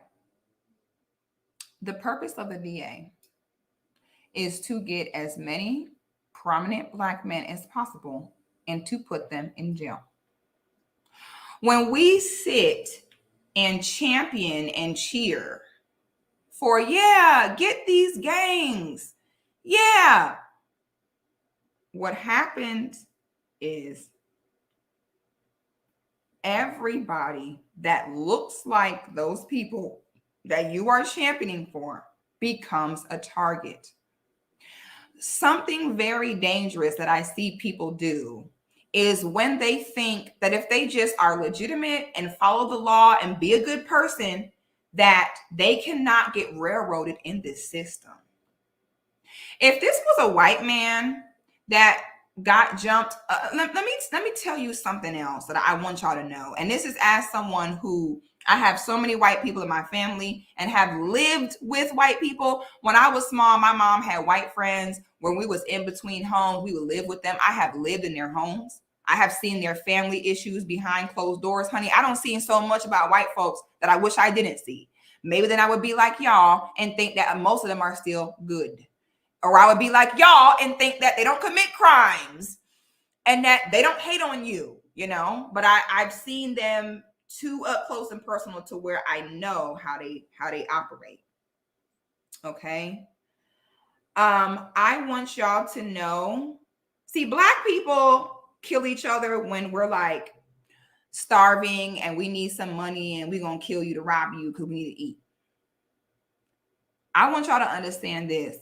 White people killing each other for life insurance, bad business deals going wrong is extremely common. Because a lot of black people don't actually spend time with white people behind closed doors, a lot of black people don't really understand what happens in their communities because white people are on code and they don't broadcast the issues in their community to us. Okay. See, we as black people, we broadcast the issues in our community to everybody. Okay. We go around everybody airing our grievances about our problems as a people. White people don't do that. They keep their issues amongst each other. Okay. It is actually very common they kill their parents. Very common that they kill their children. Very common that they kill their neighbor. Did y'all see that? But you will not see it broadcasted. Did y'all see that story a few months ago with the two white neighbors across the street from each other? They were arguing, and the one white neighbor went over there, killed his neighbor, then killed himself. It was on the news for like 5 minutes, and they buried it and never talked about it again. Okay, I saw when I was there in Astor, I saw murders. I saw them kill each other for life insurance. Okay, so we have got to stop this idea that, oh my God, it's us that commit crime against each other so much. No, everyone does it. See, the difference is the way we operate as a people is if we don't see it, it didn't happen. That's where we are as a society. This is why social media is such a thing. The way we operate now is if I did not see it with my two eyes, it did not occur. And that's why we think as Black people that we have bigger problems than what we do. This is why we've convinced ourselves that we are our own worst enemy instead of the real issue, like Will said earlier, getting to the root of the problem. Okay? So now we don't sat here and gave them the thumbs up to crack down on the gangs and crack down on crime.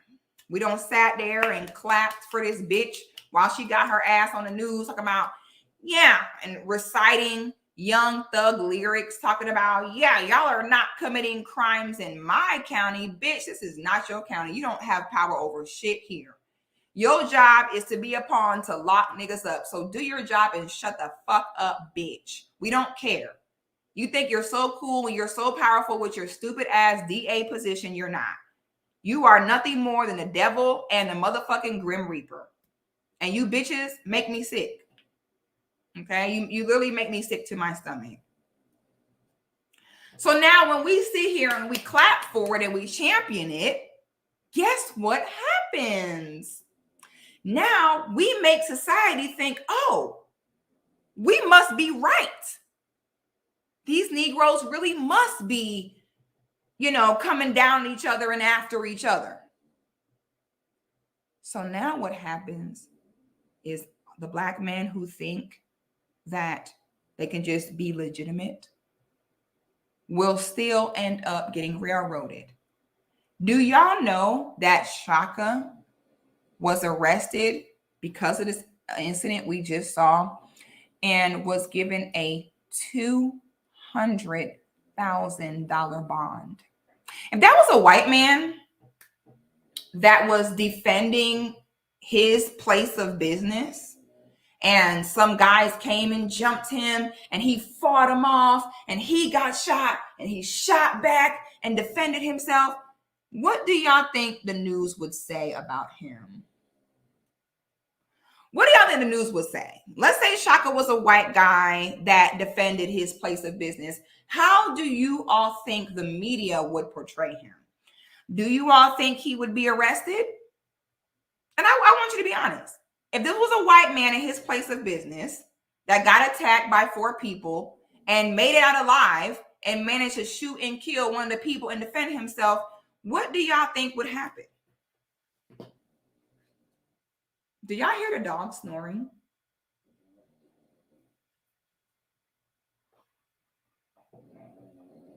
Do y'all hear him snoring? He is over here super snoring. Thank you. Thank you. Somebody say he'll be getting a key to the city. He be a vigilante. They call him brave. Thank you. All right. Now, why is locking Black men up for rightfully defending themselves? Why is that such a big deal? You know what I'm saying? Like, what's the big deal? Okay. It's not that big a deal. It is a huge deal. A huge deal to lock a man up, Black, white, or purple, for defending himself. This past weekend, I had my puppy at a friend's house, and Zeus and their puppy, like Zeus came in there like the big dog, okay? Zeus came in there and was like puffing his chest out like, it's my territory now, right? And I'm like, Zeusy, my innocent angel, why are you acting like this, But Zeusy got heart like his mama, you know what I'm saying? He got heart like his mama. He was thugging like his mama, you know what I'm saying? I say, yeah, that's my son right there. Like your mama, you got heart, you got heart. So Zeusy was going to the other dog, puffing his chest out like, what's up? You know what I'm saying? So when the other dog was not submitting, Zeusy came and they start barking and biting each other and all that stuff. So when that happened, I got scared. I was like, oh my God. And I broke up the fight. So the other dog's owner was like, no, don't make it seem like he's being punished when he's defending himself. So my dog coming to his dog, puffing his chest out. Then when the other dogs start biting, I was telling him no. He was like, no, don't train the dog to think he will get in trouble for defending himself. Okay. And I was like, ooh, my bad. And I had to kind of like step back. The breeder even said, the breeder was like, no, you got to let them defend themselves. Let them fight. You know, let them fight for a second. It'll just be a quick tussle. They're just establishing their dominance and they'll go about their business. I was like, okay, my bad.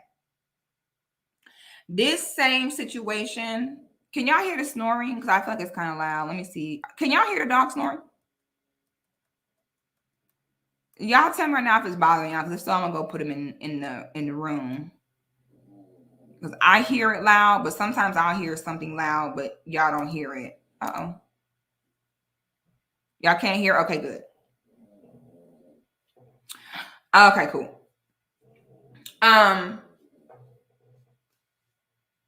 This is the same psychological warfare that has gone on with Black men.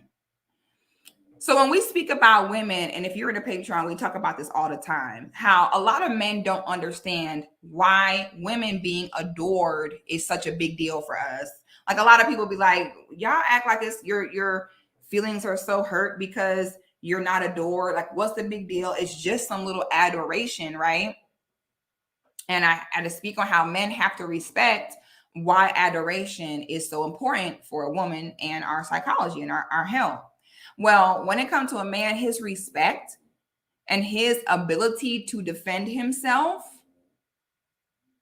is the core of his existence as a man. Every man on this planet has the birthright to defend himself, period. The only men in this world who have that birthright taken away from them is Black men. No other man in this world has to worry about being attacked, whether it be verbally, physically. No other man has to worry about being attacked and potentially being punished for his own self-defense, except for Black men. A white man can be attacked, defend himself, ain't got to worry about nothing. White man wouldn't even have been arrested.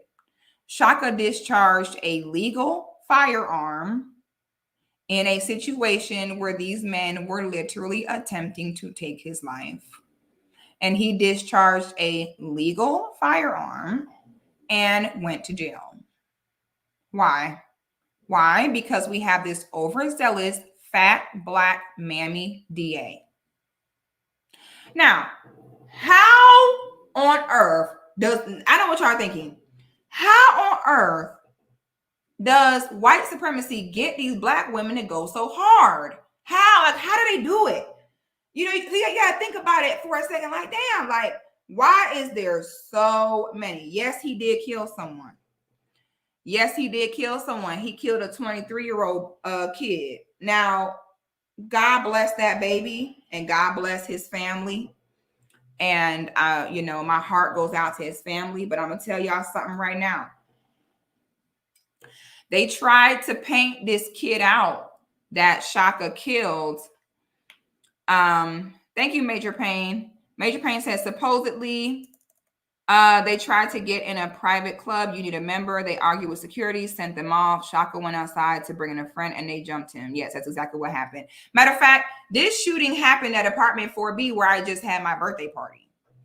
The security guard outside of apartment 4B ain't shit. He always antagonizes people. He has antagonized me several times. I don't know why he works there. He honestly hypes people up and gets people upset. He will piss you off so bad that he will ruin the vibe and make you not even want to go in there. So I have no doubt in my mind that he definitely did start some shit with those guys. I can only imagine his mouth. Okay, when they probably were trying to get in, he probably had a smart mouth like he normally does. So I can totally see that that's how it got started, because he will piss you off so bad. I'm a woman and he pissed me off so bad. I was happy I wasn't a man, because if I was, I would have knocked him clean out. Okay, that's how much he pissed me off. So I can, and that's me as a female. So I can't imagine being a man to man with an ego, and he talked to me the way he be talking to people. They didn't move him from that position, because that mouth he got is unfucking necessary. Okay. And I hope he see this shit. All right. That security guard always caused the problem. He is unnecessary in the things he do. He is condescending. He will dehumanize you and talk down on you. And he will cause a problem when there doesn't need to be one. All right. So I am not surprised at all that he is somehow involved in how all this went down. But yes, that is exactly how it went down. Okay. The guys got mad. You know, maybe they knew it was Shaka's event. You know, it doesn't even matter how it went down. It doesn't matter. All I know is that Shaka had Buddy pinned up, and it seemed like Buddy was afraid that he was going to get his ass whooped, and they jumped him. I hate when someone get into a fight and lose, so they friends jump in. I cannot stand that. If you want to jump back and somebody get with you and have you pinned up, you got to have some heart and take your ass whooping. Y'all cannot start with someone, then when you get pinned against the wall and can't move, looking at your homeboys like, come get this nigga. No, fight it out like a man. Okay, I hate that. All right. Now, the reason why women are able to be used at this as a pawn this way is because, as I spoke on before, about what? Our desire for adoration. I did a post the other day.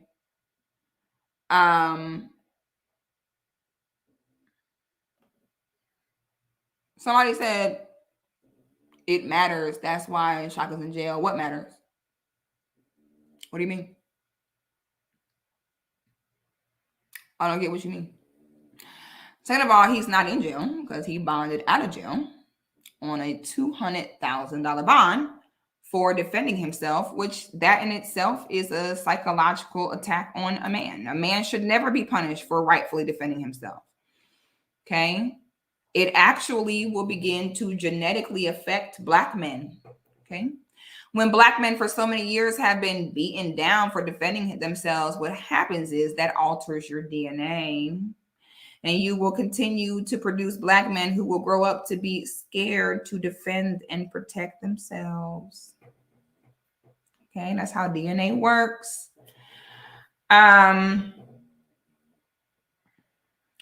The reason why they use women to take down Black people is because of our need for adoration. To be adored is not a want for a woman. It's not something where it's like, hey, you know, maybe if you can, maybe if you can't. Adoration is mandatory for a woman. Okay. Oh, I got a Cash App here.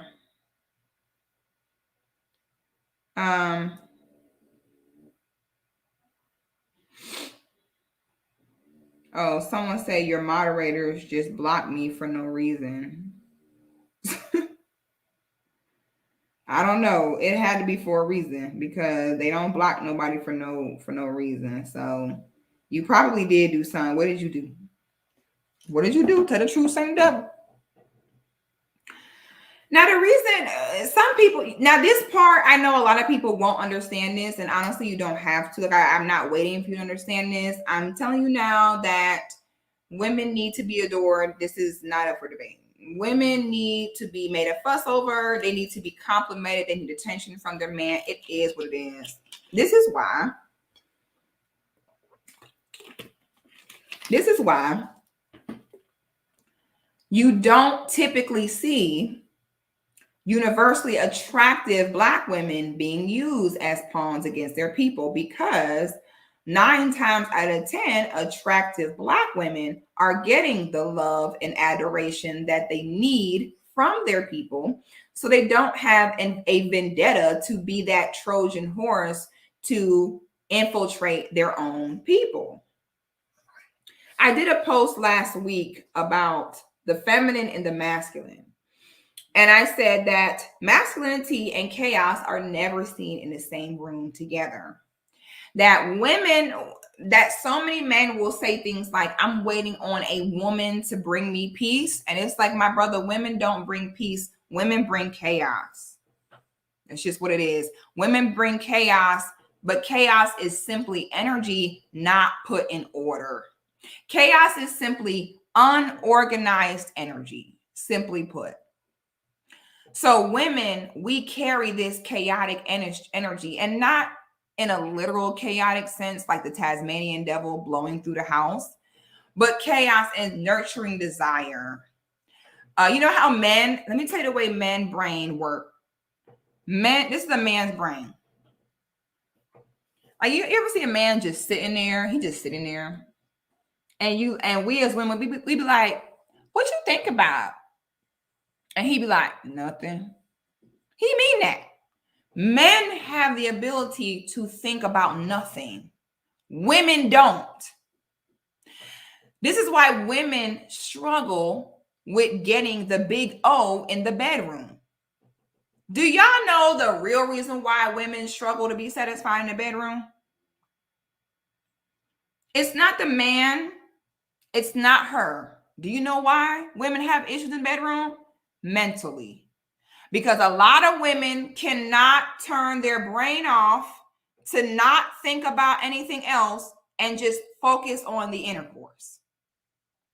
Most women cannot climax because during sex, she's thinking, I got to go to the grocery store. Oh my God, the PTA meeting is next week.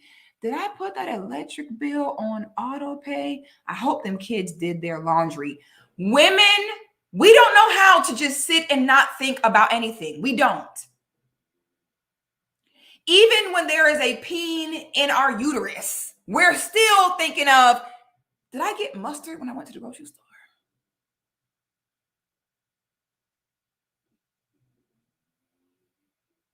Talk about the man's brain. The man's brain, let me tell you how the man brain works. Man brain, very simple. The man brain goes, money, money, sex, food. Then it's money, sex, food. And repeat back to the beginning. Money, sex, food. That's the man's brain. It's that simple. Okay? Someone say beer, right? The man's brain is like sex, football, money. When nigga tell you, what are you thinking about? Nothing. He mean that. I know as women, we cannot fathom. What do you mean think about nothing? Not us. Do you know what goes through a woman's head constantly? Okay.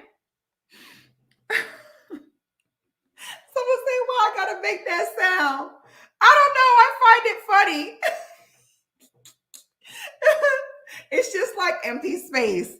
It's like food, sex, money. You know what I'm saying? And I'm joking, but I'm not joking. So women, our brains are moving. We have the desire to nurture. Okay, we have eggs in our body. You know what I'm saying? Like, people don't understand women. We born with all our eggs. We got eggs, thoughts, hormones. Oh my God, your hormones as a woman are like, whoa. But all of this is energy. Now, smart men have learned this is why the woman is the helper to the man. Because the woman comes through with all the this is nothing but energy. What do you know about energy? Energy cannot be created, destroyed, only transferred. So smart men know how to take the woman coming in with the chaos, and he know how to be like, come here, let me put you right here, go do this. Women will never admit this, but deep down in our spirit, deep down in ourselves, this is what we want. We want to be able to come to the man with the chaos. Again, please don't hear chaos and think it's a woman coming in slashing your tires and stuff like that. That's not the kind of chaos I'm talking about.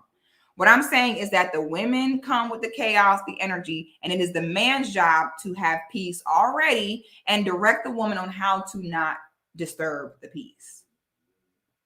Okay? Unfortunately, White men know about this, and this is how they get Black women to be pawns. I also spoke on how the feminine energy is spiteful, vengeful, jealous, envious, tick for tack, petty. That is the feminine energy. Whereas masculine energy is proactive, logical, solution oriented, organized. Okay. So what happens? Well, what they do is they have the white man come in and he convinces you that your man is bad for you and that he is the real source of your problem. And he says, I have way more power, resources, and adoration to give you that your men cannot. I run the media. I can get you in the magazines and movies. I can get you the attention you want. I run the government and the system. Okay. They telling Black women this. So in Black women's desire for the adoration, they go. So when you see that most of the Black female pawns used against us are typically not attractive Black women, it is because she is seeking that adoration, validation, and white supremacy is getting to her. Black women are pawns for no other reason throughout history than to appease white men. Period. Period. I tell women all the time, you can't fight your nature. So many women try to fight the desire to desire their men and to seek approval from their own men. And what they don't understand is that if you don't get it, then you just turn into a mean, ugly, mean lady with a bad attitude. Or if you don't get it, you're going to seek it elsewhere. And I, as a woman, would much rather take my energy and use it to help my own men and use my energy to serve my own men than to serve others. Okay. But when you have a woman who is not seeking that adoration, she begins to look for it regardless. Now I'm going to show you guys. I'm going to show you guys this Facebook post that I did about the Woman King. So y'all remember when the Woman King came out? You know, I had spoke on it and I said, you know what? Black women think everything is a joke.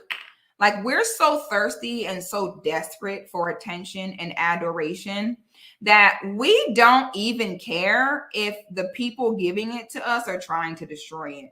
And not only will we be thirsty for this attention, not only will we be thirsty for this adoration, but on top of all that, we will also have the nerve to defend our own destruction. All right, so let me find this post because I want us to look at the comments. Okay, I want you all to see how hard Black women go to defend their own destruction and the destruction of their people, all in the name of them getting attention. This is why women are not supposed to be in leadership. Women are not supposed to be in leadership because men do not have the same desire for personal. Because Black women, when I say Black women desire adoration, it doesn't mean for us as a group. No. Black women, women in general, desire personal adoration, not an adoration in general for your ethnic group, but no, Black women, she need attention herself. Y'all saw the sister who got mad at that white boy because he went on a date in all 50 states, and she was mad because all 50 women were blonde white girls, and she pretty much was mad because he wasn't choosing her. That's how Black women are. Black women want to be preferred and chosen personally. And this is why when you have a Black woman who is not personally chosen and preferred, why she then becomes a tool against her people. Do y'all understand what I'm saying? I'm trying to find this thing. I'm trying to find a damn post, Lord. So a lot of men feel like, what's the big deal? Like, you know what I'm saying? We ain't stunning you. Who cares? No, it is a very big deal. It's a very, very big deal. I can't find the damn post. Hold on, y'all. Here it is. So I want us to look at the comments here, because these comments are going to show us how vehemently Black women will defend their destruction and attack anyone who makes them feel as though they are losing this desired adoration amongst themselves. All right, okay. I thought I just found the post. Here it is. Good Lord have mercy. That took forever. Okay.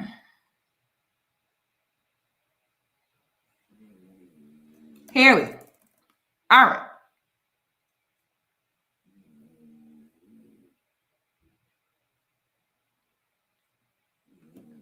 Thank you for the super chat, Lucky Marie. Lucky Marie said, I haven't seen the movie yet, but I was told the message was, if a woman has no man, she still needs the sisterhood, etc. Thank you so much for the super chat, sis. Well, I spoke on this movie before it came out. I didn't need to see the movie. I knew exactly what the movie was going to be about. Okay. Movies like this, you already know what the moving parts are going to be. It's really not that hard. One thing you know is they're for sure going to have a sister in there sleeping with a white man. We know that. I don't got to see the movie to know that's a part of the movie. You're going to have sisters sleeping with a white man. The men are going to look weak. The women are going to look more competent than the men. I mean, I don't need to see the movie. It's the same thing every time. You know what I'm saying? I don't need to see. I already know what it is. I knew from how they had the Word of Woman King and how they had Buddy Pose on the flyer that what it was going to be. It's the same thing every time, to show the Black men as incapable and to show the Black women as having to save them and them sleeping with a white man. I mean, come on. It's just so tired at this point. I'm not going to go into this too deep because y'all have to go back and watch my movie on the Woman King, where I explained why Black women think everything is a joke and that Black women are so thirsty that they will sign their own demise. So I said, Black women are not understanding this one thing. When you see, and in this post, a lot of women in their thirst for attention, they didn't even understand what I was saying in the post. So in the post, I said, whenever you see white women being portrayed as a warrior or superhero, they always show her with a nice corset, nice and shapely, long flowing hair, makeup. It doesn't matter. Okay, that's how they always show.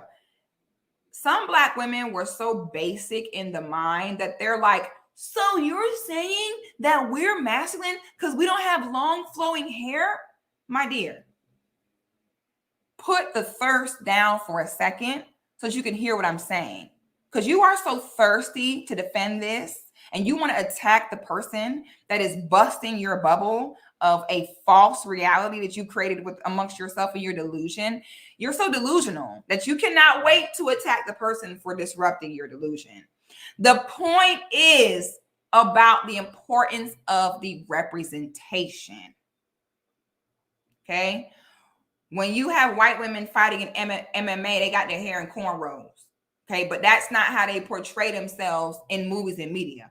That my point was not that Black women should also have long flowy hair. My point was that they understand the importance of the representation, that even in a female character who is going to be going to battle, we don't want you to forget that this is still a woman that still needs a man. I use the example of Brienne of Tarth from Game of Thrones, where Brienne played a knight. Brienne was like 6'5", 300 pounds playing a knight. But they still made sure Brienne had a little bang coming through and still had Brienne with a man. They had Brienne of Tarth feet in the air still, even when she playing a warrior character. They never showed Brienne as being stronger or more brave than her male counterparts. They never ever showed it of, oh girl, you got you a sister, you got sisters, so you don't need your men. Never once. even in their most butch, masculine personifications, they still make sure it's known that they still a woman and they still need a man. Xena Warrior Princess, Wonder Woman, Sonya, they are always, Mrs. Incredible. They always make sure they're showing curved shape, and they always make sure that they make it very clear that she still need her a man.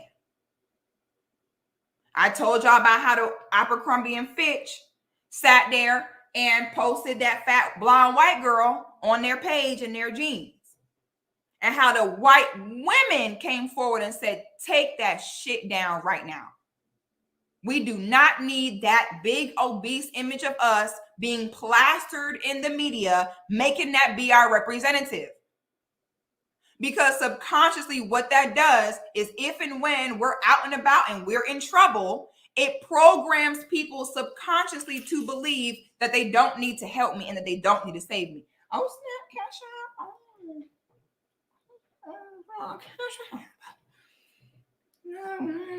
Cash out.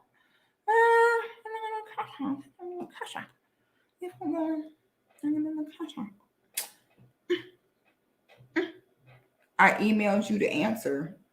Child, I'm tired of you sending these cash apps to say what you need to say. Stop send me a cash app when you send me a real cash app for me, not because you're trying to talk about what the moms did to you. Okay.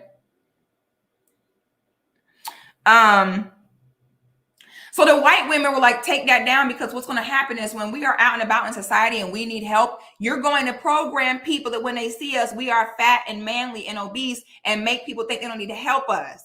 Because we all know a white woman crying and being attacked yields a different result than a black woman crying and being attacked. We have several instances where we see black women on the street being attacked by somebody and everyone sits by and watches. Then black women sit and get online and say, how dare society not protect us? We're the most unprotected demographic of women. And we are also the one demographic of women who don't want to follow the rules. Black women will not say, we need to follow the rules. So to be protected, we need to make sure that we are represented as being the size a woman should be. We need to make sure we are not co-signing obese images of us as our representation in the media. We don't need to be misgendered on movie posters plastered all around the country, calling us kings, talking about that's how it translates.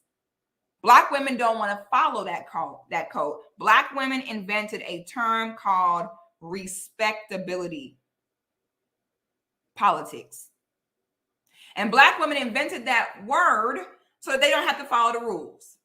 So black women have now decided that instead of following the rules with human psychology, that they are instead going to fight everyone and say, no, we will still represent ourselves this way. We just want y'all to still do what we want you to do. Whereas other women know how to follow the rules to get what they want. We don't. We want to rebel. We want to reinvent the wheel when we cannot. Okay. So let me share with you guys. We're going to look through some of these comments.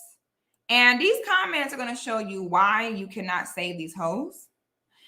This comment is going to show you why you cannot worry about black women as a collective. This is why I preach tribalism amongst black women. This is why I tell my black women all the time, you might have 2 to 3 solid sisters in your life, and you need to be okay with that, because black women as a collective are having their nature be used against them as a drug.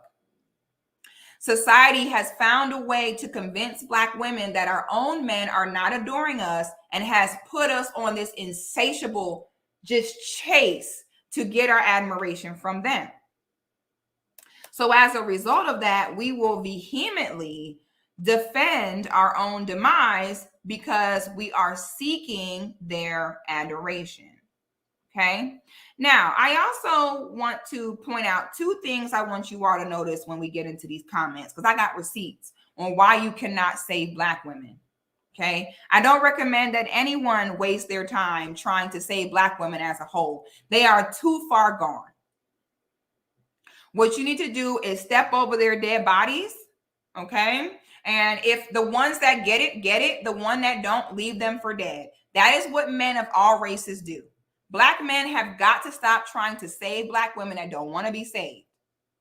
Okay. White women, if they fat, bad attitude, guess what their men do? Just leave them alone.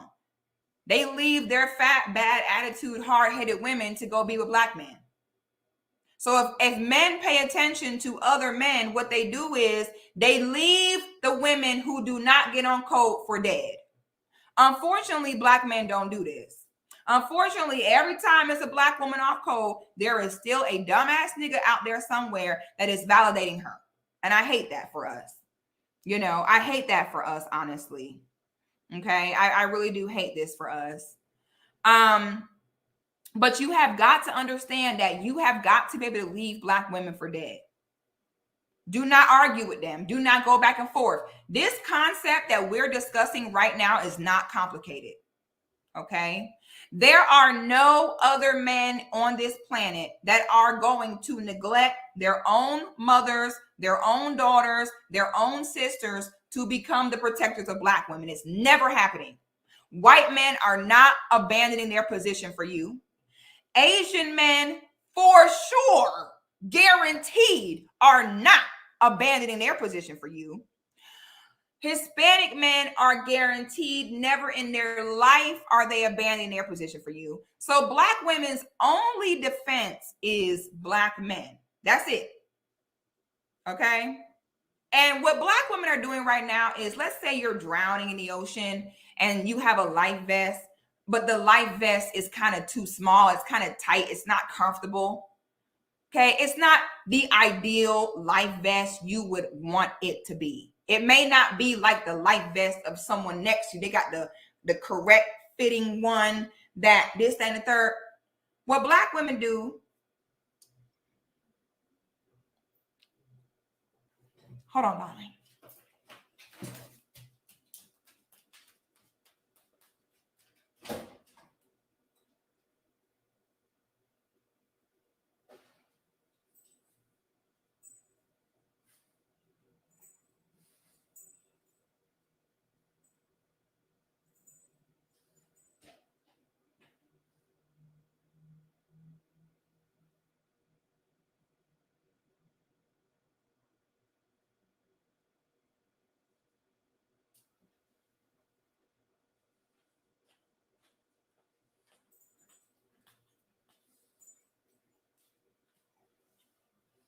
Allow me to reintroduce myself, darling.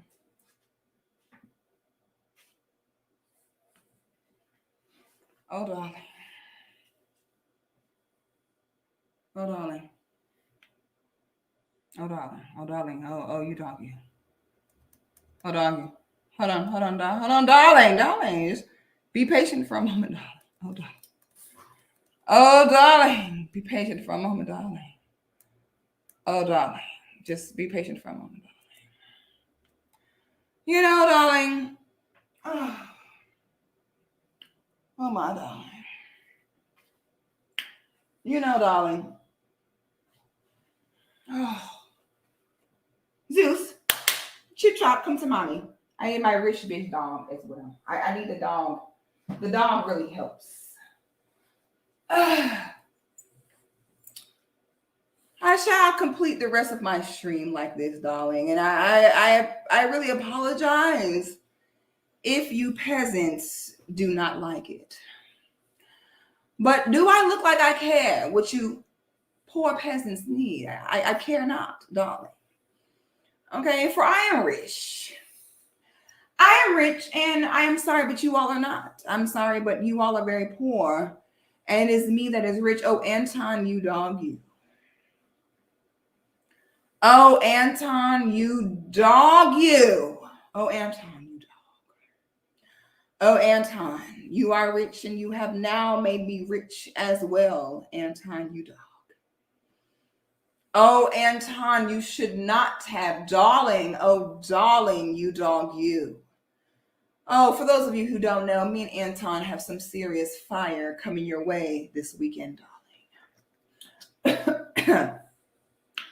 Oh, darling, for those of you who don't know, darling, we have some serious heat coming your way this weekend, darling. I am flying. Anton is getting me flued out to Detroit this weekend, darling. And we shall create content, him, Rita, and I. And it shall be epic content for all of your consumption, darling. Oh, Anton, you dog, you. Oh, darling, you dog, you, Anton. I cannot thank you enough, darling. You shouldn't have, darling. No, you should have, but you shouldn't have, darling. Oh, Anton, you shouldn't have, but you should have. Oh, darling. Oh, you dog, you, Anton. We have some fire coming your way. Oh, you dog, you. Okay. Anton is fluting me out first class to the D, darling. Oh, darling.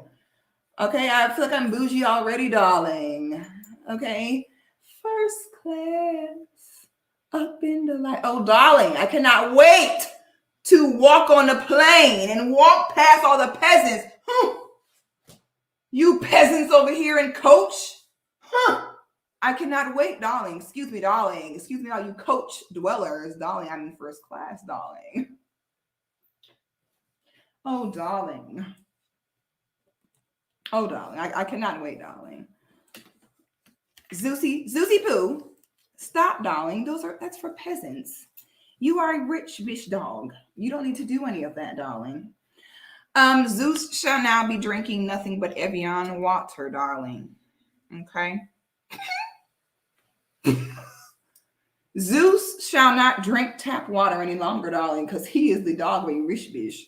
Zeus shall now drink nothing but Evian water from the bottle, darling. Okay.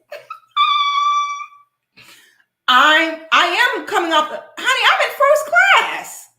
I just text Rita, like, is it cold? Because I want to wear my fur. Y'all think I'm kidding? Y'all gonna see me in the airport. Y'all gonna see me in the airport. I'm walking through an airport like this. I'm walking to my first class seat like this. I want a glass of champagne. I want the good snacks. I want it all. When y'all see me in Atlanta Hartsville Field Airport this weekend like this, don't say shit to me. I am rich and you peasants don't even talk to me. I am first class and I don't want to hear it. Price just went up. Yesterday's price is not today's price, though. Oh, darling, we've got it all off topic, darling. Where was I, darling? Oh, darling, where was I? First class up in the sky.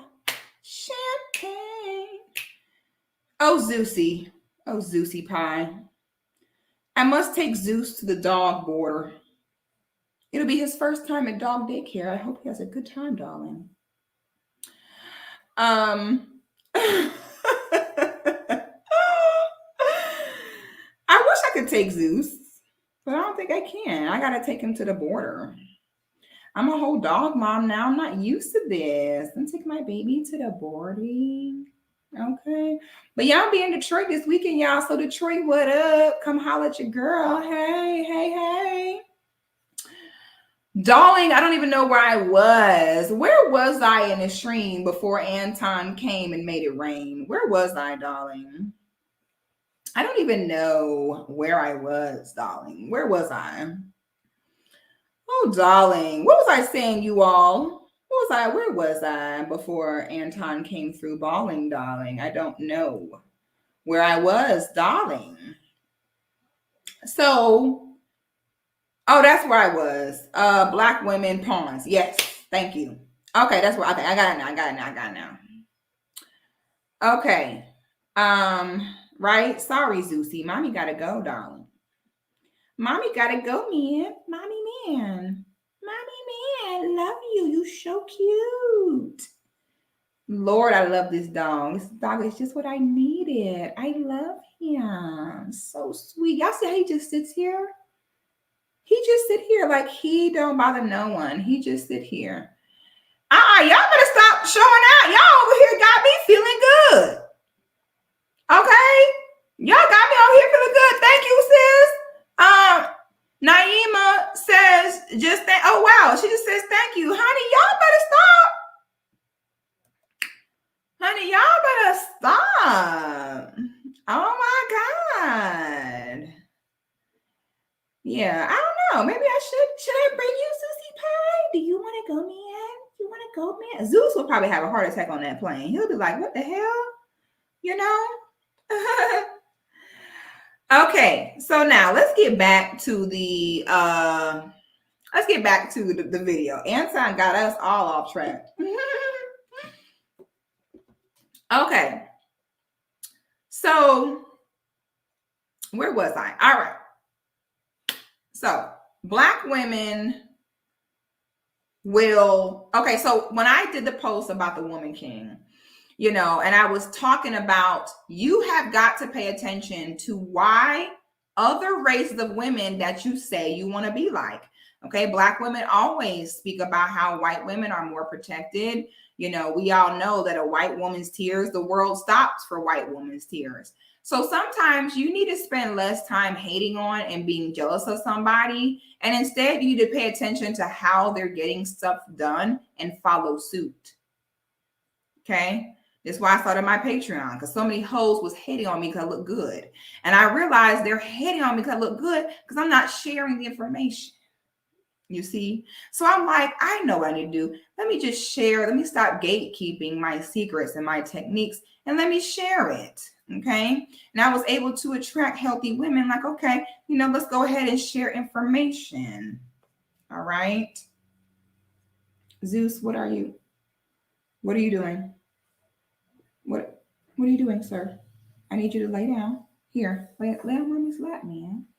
Why you keep trying to get up? Just lay down. Look, put your feet like this. Lay down, mommy, man. Oh, mommy, baby. So sweet. So you need to stop hating on white women and learn something from them. Okay? Oh, Susie, what are you doing? Sir, what are you doing, mommy, man? He is so cute. I literally cannot. He is perfect. Stop hating on white girls and learn something from them. If they over there getting the protection that you want and the preference and adoration that you want, why don't you go ahead and peep game? So you can't never be a hater so much to where you won't even pick up on them game that's really gonna help you. Okay, so you have to pay attention. Malevolent elephants say Frenchies are mischievous. Not my baby. He is a good boy. Y'all should have seen Zeus earlier. Y'all should have seen Zeus earlier on the Patreon. At the end, I'm going to show y'all what he was doing. I'll show y'all a little clip of the video. I'm going to show y'all a little clip of the video and see how Zeus was showing out, honey. I'm talking about he was showing all the way out. So you need to pay attention to how white women gatekeep their representation. Okay. And it's okay to learn from other people sometimes. It's okay. I promise you, it will not take anything away from you as a woman to sit and learn from them. Okay. Okay, Zeusy, you need to simmer down. There's not much space up here. So you need to either lay down or you need to get down, man. Okay. Which one you want to do, man? Oh, so sweet. What you want to do, man? You want to stay up here or you want to get down? Which one? I feel like you're having a hard time getting comfortable. Are you comfortable? So you can take a moment to learn from them. Now, there you go. Lay down. There you go. So if you pay attention to how white women don't play no games about the representation, you will begin to understand the psychology behind how you get what you want, which you say is, you know, to have that level of protection.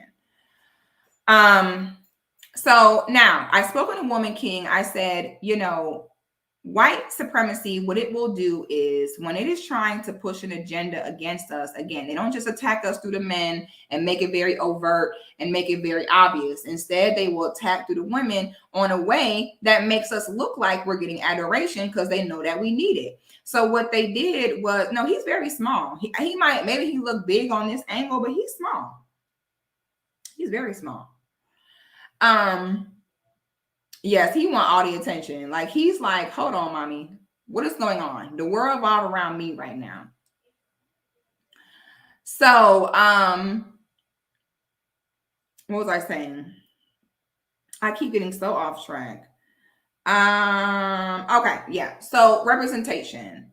So it's a reason why they will sit there and they kind of gatekeep and they police the representation because they understand what that means. Now, what white supremacy will do is they will have an agenda. And we all know the agenda right now is to convince Black women even further that not only do we not see, their first step was to convince us that we don't need our men. Their next step is now to convince us that we need their men because they need our wombs to give them children with melanin so that they don't die out. All right. So now what has happened is they will take a piece of history like the Dahomey and they will refer to it as alternative history. Okay. When you read the description for the woman king, they literally let you know that it is alternate history. So their agenda right now is to get Black women into the arms of white men because they need our wombs. The white man will not be able to go on without the womb of the Black woman. This is just the facts on what it is. Black women are going to be the key into white male mentality not dying out and for the white male name to not die out. Okay? Because you have the white man, that child will have his mindset, the child will have his name, and that's all they need. Okay? And that mixed child will be prone mostly to grow up and procreate with somebody white. So this is how they keep just enough melanin in their bloodline to not die, but not too much to where he gets blackwashed out of his own family. Okay. So they will take a small piece of history like Dahomey, and they will use that to further perpetuate the stereotype that we as Black women are strong and that we can save the world. And it will continue to teach us that we don't need our men. Okay. And so I said, listen, ladies, y'all cannot sit here and say that it's just a movie. Again, a big problem that Black people have is that we think everything is a joke. We think everything is not that big a deal. Okay. So many Black people are in a scarcity mindset to where they're like, well, all the movies we had about us before was about slavery and butlers. So we should just be happy that we finally have a movie with us being warriors. There are some Black people who are okay with that level of breadcrumbing, where in their mind, they're just happy to not be represented as a slave.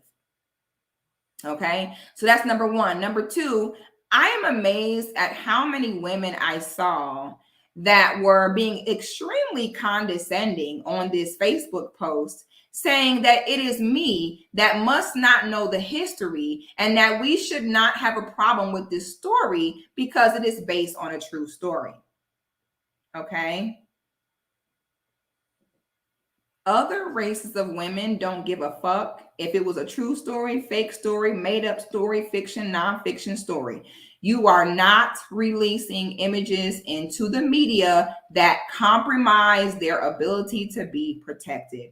Every single piece of it counts, whether it's an Abercrombie and Fitch Instagram post or an international movie like The Woman King.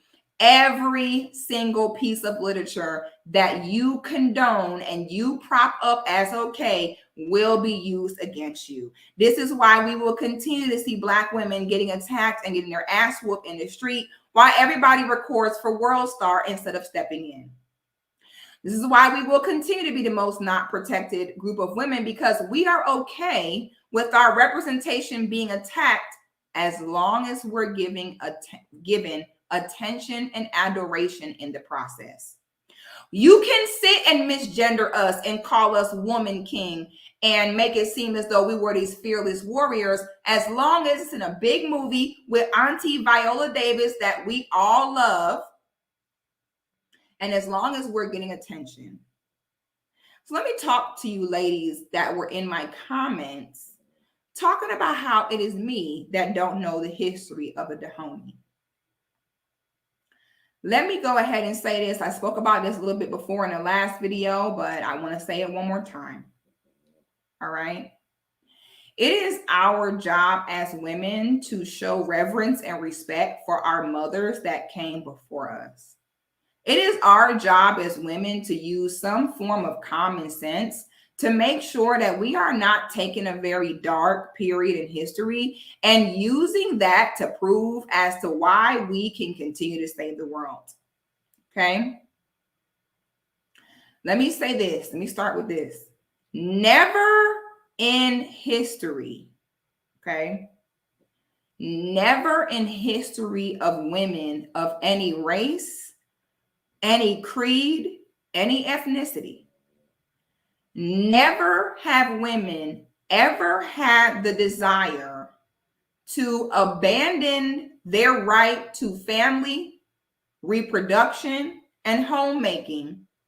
Never in history have women said, I want to abandon that in my nature to go die and fight in battle. No women have ever had this desire. Ever. Never, ever. Your body, and God in nature tells us this, your body, your womb is not even designed to lift things that are too heavy for strong periods of time. Your body does not have a slither of the strength that men have. I said this before in the stream. Men reproduce sperm all day, every day. They ejaculate out some sperm and some new sperm is made. Okay, if he pull his groin or mess something up, it don't matter because there's millions of new sperm coming in his place. The woman's body is not set up that way. We are born with as many eggs as we gonna have. We don't get new eggs. Our eggs do not get replaced. They do not regenerate. Our eggs do not release when we orgasm and another million come. It does not work that way. You're born with your eggs and they stay there. This is nature. See, we argue with God and nature too much. This is nature's way of saying that you damn sure are not made to be on a fucking battlefield under any circumstance. Even in the U.S. military, have y'all seen women in the military? It's a joke. These women be talking about they in the military and they're pretty much glorified chefs, secretaries, and nurses. Okay. In the military, they have two different tests. They have the test for the men and the test for the women. They take it easy on the women in the American military. The women are not held to the same standards the men are. When you hear men, if you hear men in the military air their grievances about their female counterparts, they think you all are annoying. And half of the time they end up having to come behind you and help you because you're weak. So women take the American military, which coddles women, okay, and makes things easier so that we can keep up, okay? They take that and think, oh, well, that must be how it was with the homie. It's ironic to me that y'all saying, I don't know the history, but I don't understand. Do y'all understand why the Dahomey women had to go fight and what they were fighting for? The Dahomey women had to fight because their men were dying in masses. The men were dying so rapidly that the women had to come forward and start fighting. Now, we're not talking about military style fighting where you're in an airplane or you have a gun. No, we are talking about hand-to-hand combat with men. So ladies, close your eyes right now. Okay? Ladies, close your eyes. I'm going to take you on a trip. Okay? You are a part of the Dahomey women. Okay? You're over here trying your best to get as many, prisoners of war as you can. You're fighting other Black people. You fighting the French. Okay. You're a young 15-year-old girl in the village. You're watching your father, your brother go off to fight, and they're not coming back. You're watching your male friends, your cousins go off to fight, and they are being slaughtered. So many of them get slaughtered that they say, shit. Little girl, you, hey you, here go a spear. Come on, you're gonna have to come fight. You're 15, you're a virgin. You're a girl, which means you have the natural desire to nurture, to start family. What's wrong? Oh, to nurture, start family. Okay. So you are then ripped from your home and given a spear and forced to go fight. You have no choice. When you are recruited into this army, you cannot have a husband. You cannot have no kids. You cannot have a family. You can't. And then the king says, on top of that, I'm going to rip you at 15 from your home. And then the only person you can have sex with is me. So you join the army, and whichever one of you get back home and don't get slaughtered, you then have to have this king jump up and down on top of you after he just jumping down on top of your female counterpart. He just go around and give it to any one of you. And then when you get pregnant, they give you herbs to abort your child, because since you are a warrior, you're not allowed to have children. Okay. You go off to war, being once again used as a pawn against your people to recruit more prisoners of war that you can sell off as slaves. Remember, boy, every single time we being brought down is Black women being used as a tool. Okay. So now you are forced to sit here, and in your heart, you know what you're doing is wrong. You're fighting grown men hand-to-hand combat. I don't know why the Dahomey are painted as these women who were these fearless warriors. They lost pretty much every battle. They got slaughtered in the masses more than the men. Okay. So you fight for your life. You end up, the only person you ever had sex with was the king. Okay. You've had multiple abortions because every time the king impregnated you, you had to get rid of your baby because you're in the military. Then you die. Okay. So you get recruited at 15. You're lucky if you make it to 18. Then you die. Okay. Then you fast forward centuries later. It's 2022. Your people don't make progress, y'all, we doing good. Like we moving in the right direction. We get ready to go. And a gay biracial woman and 3 white Jewish women come forward and write the alternative history true story about the Dahomey, and make a movie and proceeds to have you all sleeping with white men, whoring yourselves out, dying viciously, portraying yourself as though you're better or more equipped than your men.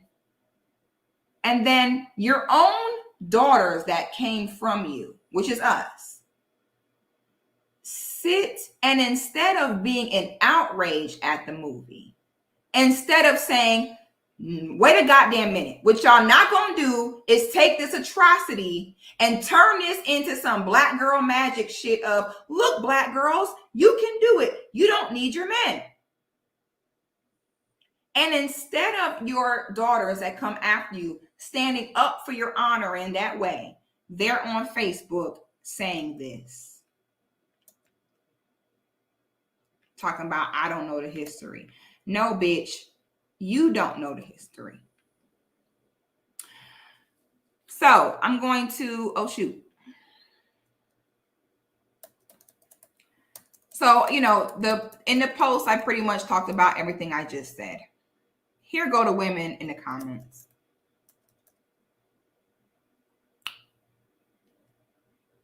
Oh, you poor thing. These women haven't been masculinized. These women are warriors, historically correct warriors. They are all beautiful and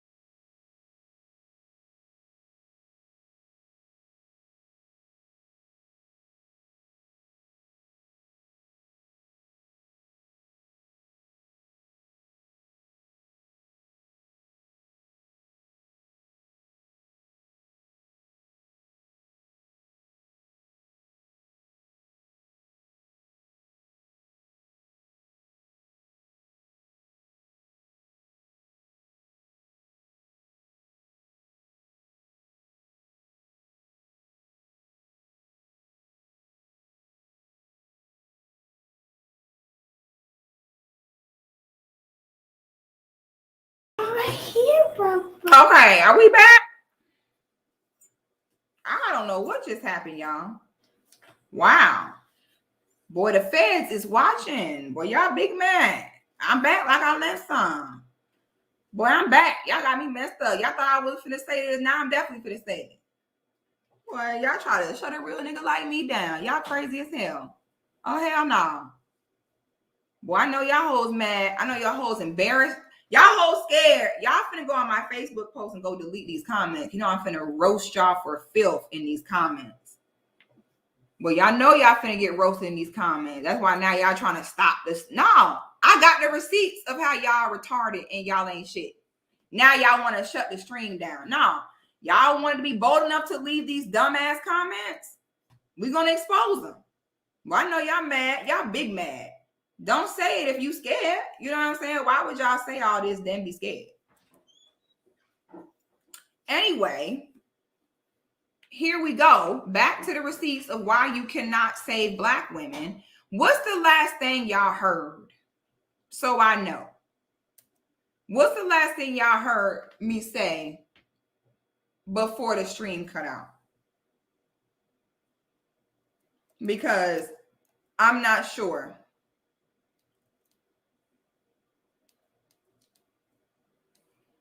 So I don't know the last thing y'all heard.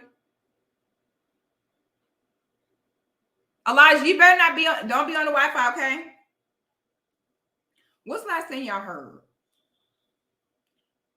So the last thing so the last thing y'all heard is me talking about the Facebook comments.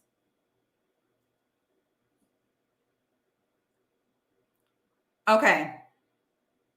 Yes. So the Black women had to go fight. They were not allowed to have kids, have a husband, have a family. They were only allowed to have sex with the king. And if they got pregnant, they had to get an abortion. Okay. Fast forward present day. And these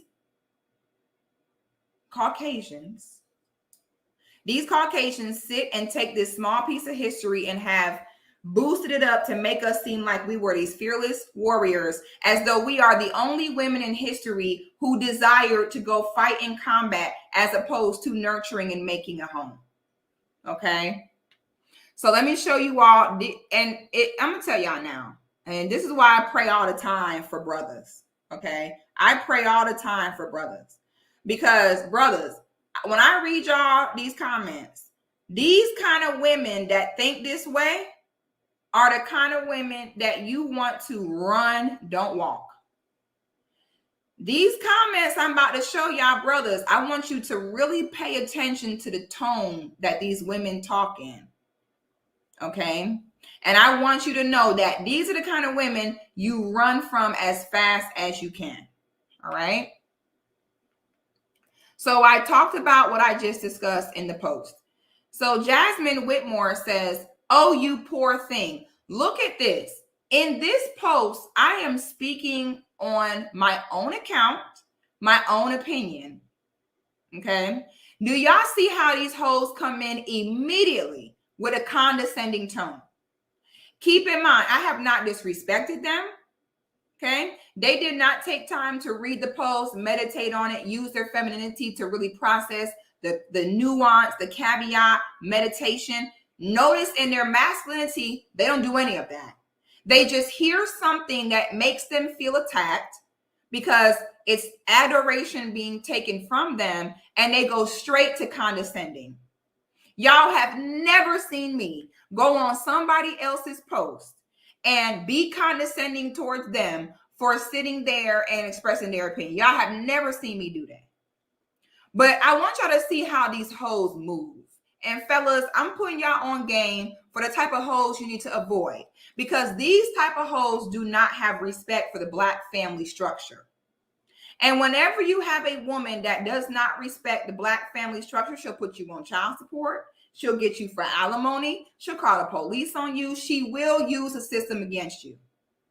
Brothers, it is very dangerous to involve yourself with a woman who does not take the sacredness of the Black family as serious as a heart attack.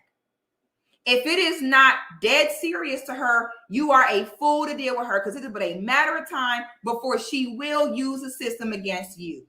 Because the other reason why Black women are always used as pawns in this system is because we don't have to bear the grunt of the consequence for it. Have y'all ever seen somebody that want to make investments with your money? Y'all ever seen somebody where you invested in something and somebody is volunteering your dollars? They're like, yeah, we want to do this and we want that. And you're like, hold up. I'm footing the bill for this. So, of course, you over here really excited. You don't care. You can't wait to spend my money for me because it won't be your loss. Black women are always the main ones to be a pawn, because guess what? We don't got to be the ones to bear the main grunt of the consequences for what you did. Your men will. So, fellas, beware of hoes like this. Hoes like this, run from. I don't even recommend betting them for one night. Because the problem is you have some men that be like, man, you know, I won't wife her, but I'll still sleep with her. No. Y'all have got to stop that shit. I hate that y'all do that. I really hate it. You do not need to sleep with them. You don't need to take them on a date. You don't need to jump in their DM. You don't need to hold the door open for them. You don't need to say hello. You need to step over their dead body, period. They are not good for sex. They are not good for companionship. They should be left for dead and put their ass in a fucking corner until they come to their senses. You need to ignore these women completely. Okay? They have no respect for you, no respect for the structure, no respect for divine order. They got big old mouths, running their mouth, thinking they bad, and ain't hitting on shit. Thinking they so big and bad, and they're not. So I want you to notice her beginning statement of condescending tone, as though it is me that is ignorant and it is her with the knowledge. Oh, you poor thing, me, a woman where I have been studying women for 9 years. Me, a woman who has had personal one-on-one interactions of the deepest, darkest secrets, regrets, and sins of my peers, was at 600 on our way to over 700 strong. This hoe gonna sit here and tell me that I'm wrong. I'm sorry, ma'am. Please show me the 700 women you have personally spoke to and heard all their deepest, darkest secrets. I'm sorry, ma'am. Please tell me how you're the one that has been studying all kinds of African spirituality and history for the past umpteen years. I'm sorry. Please, Jasmine, tell us how you're correct. Jasmine says, oh, you poor thing. These women haven't been masculinized. These women are warriors. Historically correct warriors. They are all beautiful and strong. Gender is a construct, and so is feminism. Just like masculinity have many definitions and incarnations. Okay. All right, so let's go ahead and take a look back at the flyer because maybe we're not looking at the same flyer. So honestly, you guys, these women, do they look feminine to you? I'm going to ask y'all the question. I genuinely, please let me know in the chat. Please refer to the image currently here on the screen. And I want you to realistically tell me, do these women look feminine? I'm going to give y'all my personal answer. My personal answer is absolutely not. Femininity is God-given, ladies. Femininity has not evolved or devolved around the world. Gender is not a construct. Gender is a scientific fact. God, divine order, nature has never changed. If we in 2022, because me personally, let the military here in America, all the men die, and they try to hand me a weapon, I'm not going. I'm going to run away. You will never get me to sit and go in no hand-to-hand combat in no war with no man ever. It's not in my body. It's not in my mind. I have zero desire. I'm talking about there is nothing in me that made me feel like I want to go pick up a spear, like how they got this spear right here and go fight grown men. And it is very disgusting for us as women, instead of defending these women who were actually victims and forced to do this, as opposed to us avenging them by tapping into our femininity and telling their real story, we are leaving stupid ass comments like this talking about femininity has many definitions. So, Black women, let me ask you this. If femininity has many definitions, does protection also have many definitions? Because it seems like when we start to discuss what femininity, womanhood is, all of a sudden that is very nuanced. It's, oh, you have a European idea of femininity. Back then, that's not what femininity was. So you are going to insult your foremothers so bad that you're going to sit here and say that out of all women in society forever, since the world existed, that no women have had their bodies, minds, and spirits equipped for hand-to-hand battle with grown men. You are going to disrespect your ancestors so badly as to act like they were the exception in the entire species of women, and that they were the ones that were fearless, willing warriors that saved their community. Boy, I know that they are rolling over in their grave right now listening to this bullshit right here. I thought that Black woman would be outraged by this. Instead, this is what we have. Black women defending this. Let me pull up the rest of the comments. Some people get it. Some people don't. Shit. We don't want to see this bitch. Go back. Oh, hell no. Oh, Lord, it just went away. Hold on. Let me put I need to go back to my photos. That's how I'm going to find it. This doggy, man, you're getting so heavy, man. Oh my God, man, you're getting so heavy. Your heavy butt. Let's see, mobile uploads. Okay, let me pull it back up, y'all. I don't know why I just click on that whole page, but here we go. All right, let's get back to the comments. Ooh. Okay, here we go.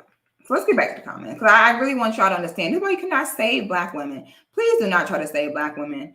The ones that get it, get it. The ones that don't. Okay. When you are solution oriented, Zusi Pie, you look so peaceful, but you might gotta get down, because you are so, like, you're falling off my lap. He looks so cute, though. I just can't bear to move him because he looks so adorable. Femininity has not evolved or devolved anyway. The same instinct that you have as a woman, where you would be shitting bricks if the United States military, all the men died, and then Biden came and knocked on your door and said that you got to fight at 15. The same way you would be scared is the same way they were scared. No, they were not different. No, they were not this fearless group. They were scared too. How dare you sit and say that out of all women that that's what they wanted to do? Nah, we don't want to have families and have husbands.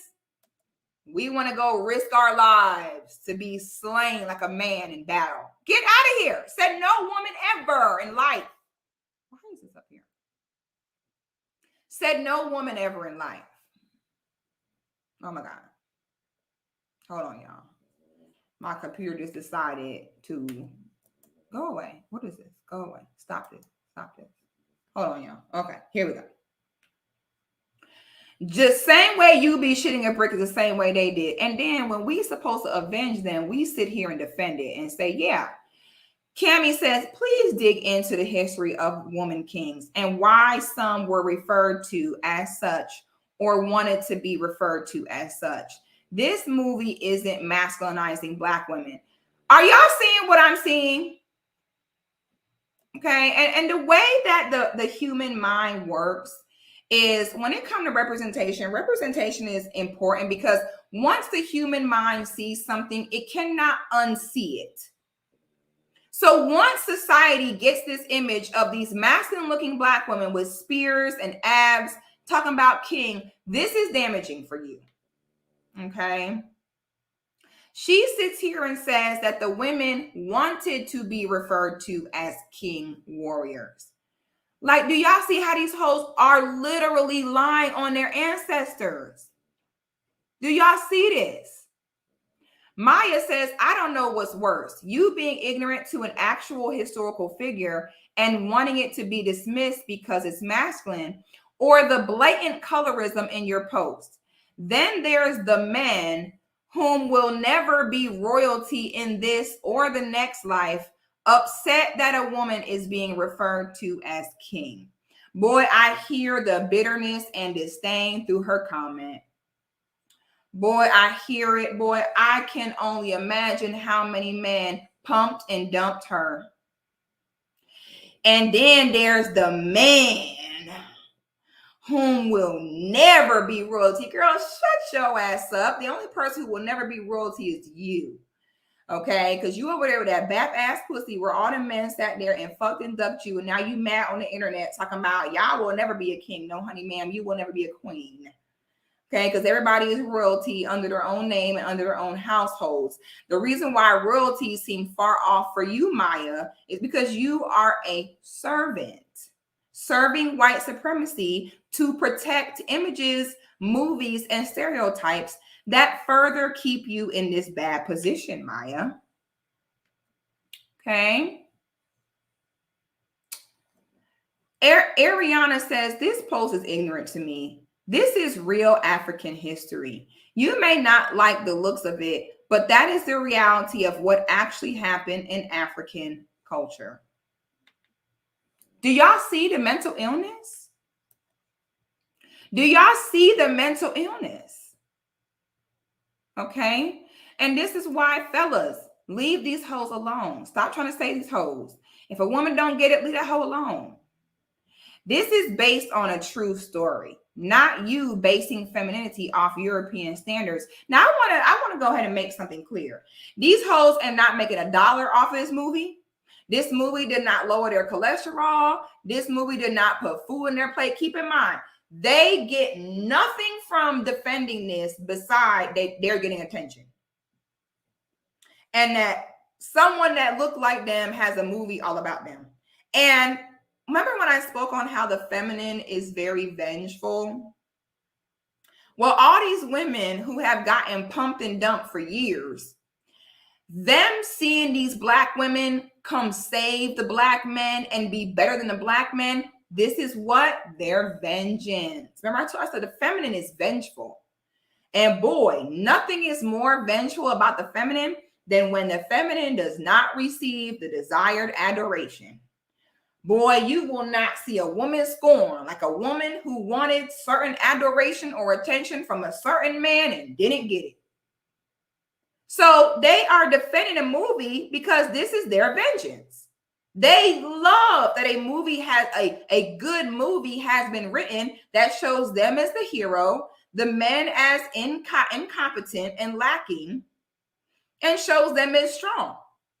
This is the only reason why all these women in these comments, I'm telling you now how they end up this way. So many men don't sleep with them and never called them again. Now, they don't care if this hurts them. They don't care if this representation is going to be damaging to them. All they know is it's a way to shit on black men, so they signing up for it. They don't care about nothing else. I can't pronounce his name, says everything in life don't need to be an issue. Ain't life hard enough? People dissect everything. Remember I told y'all black folk think everything is a joke.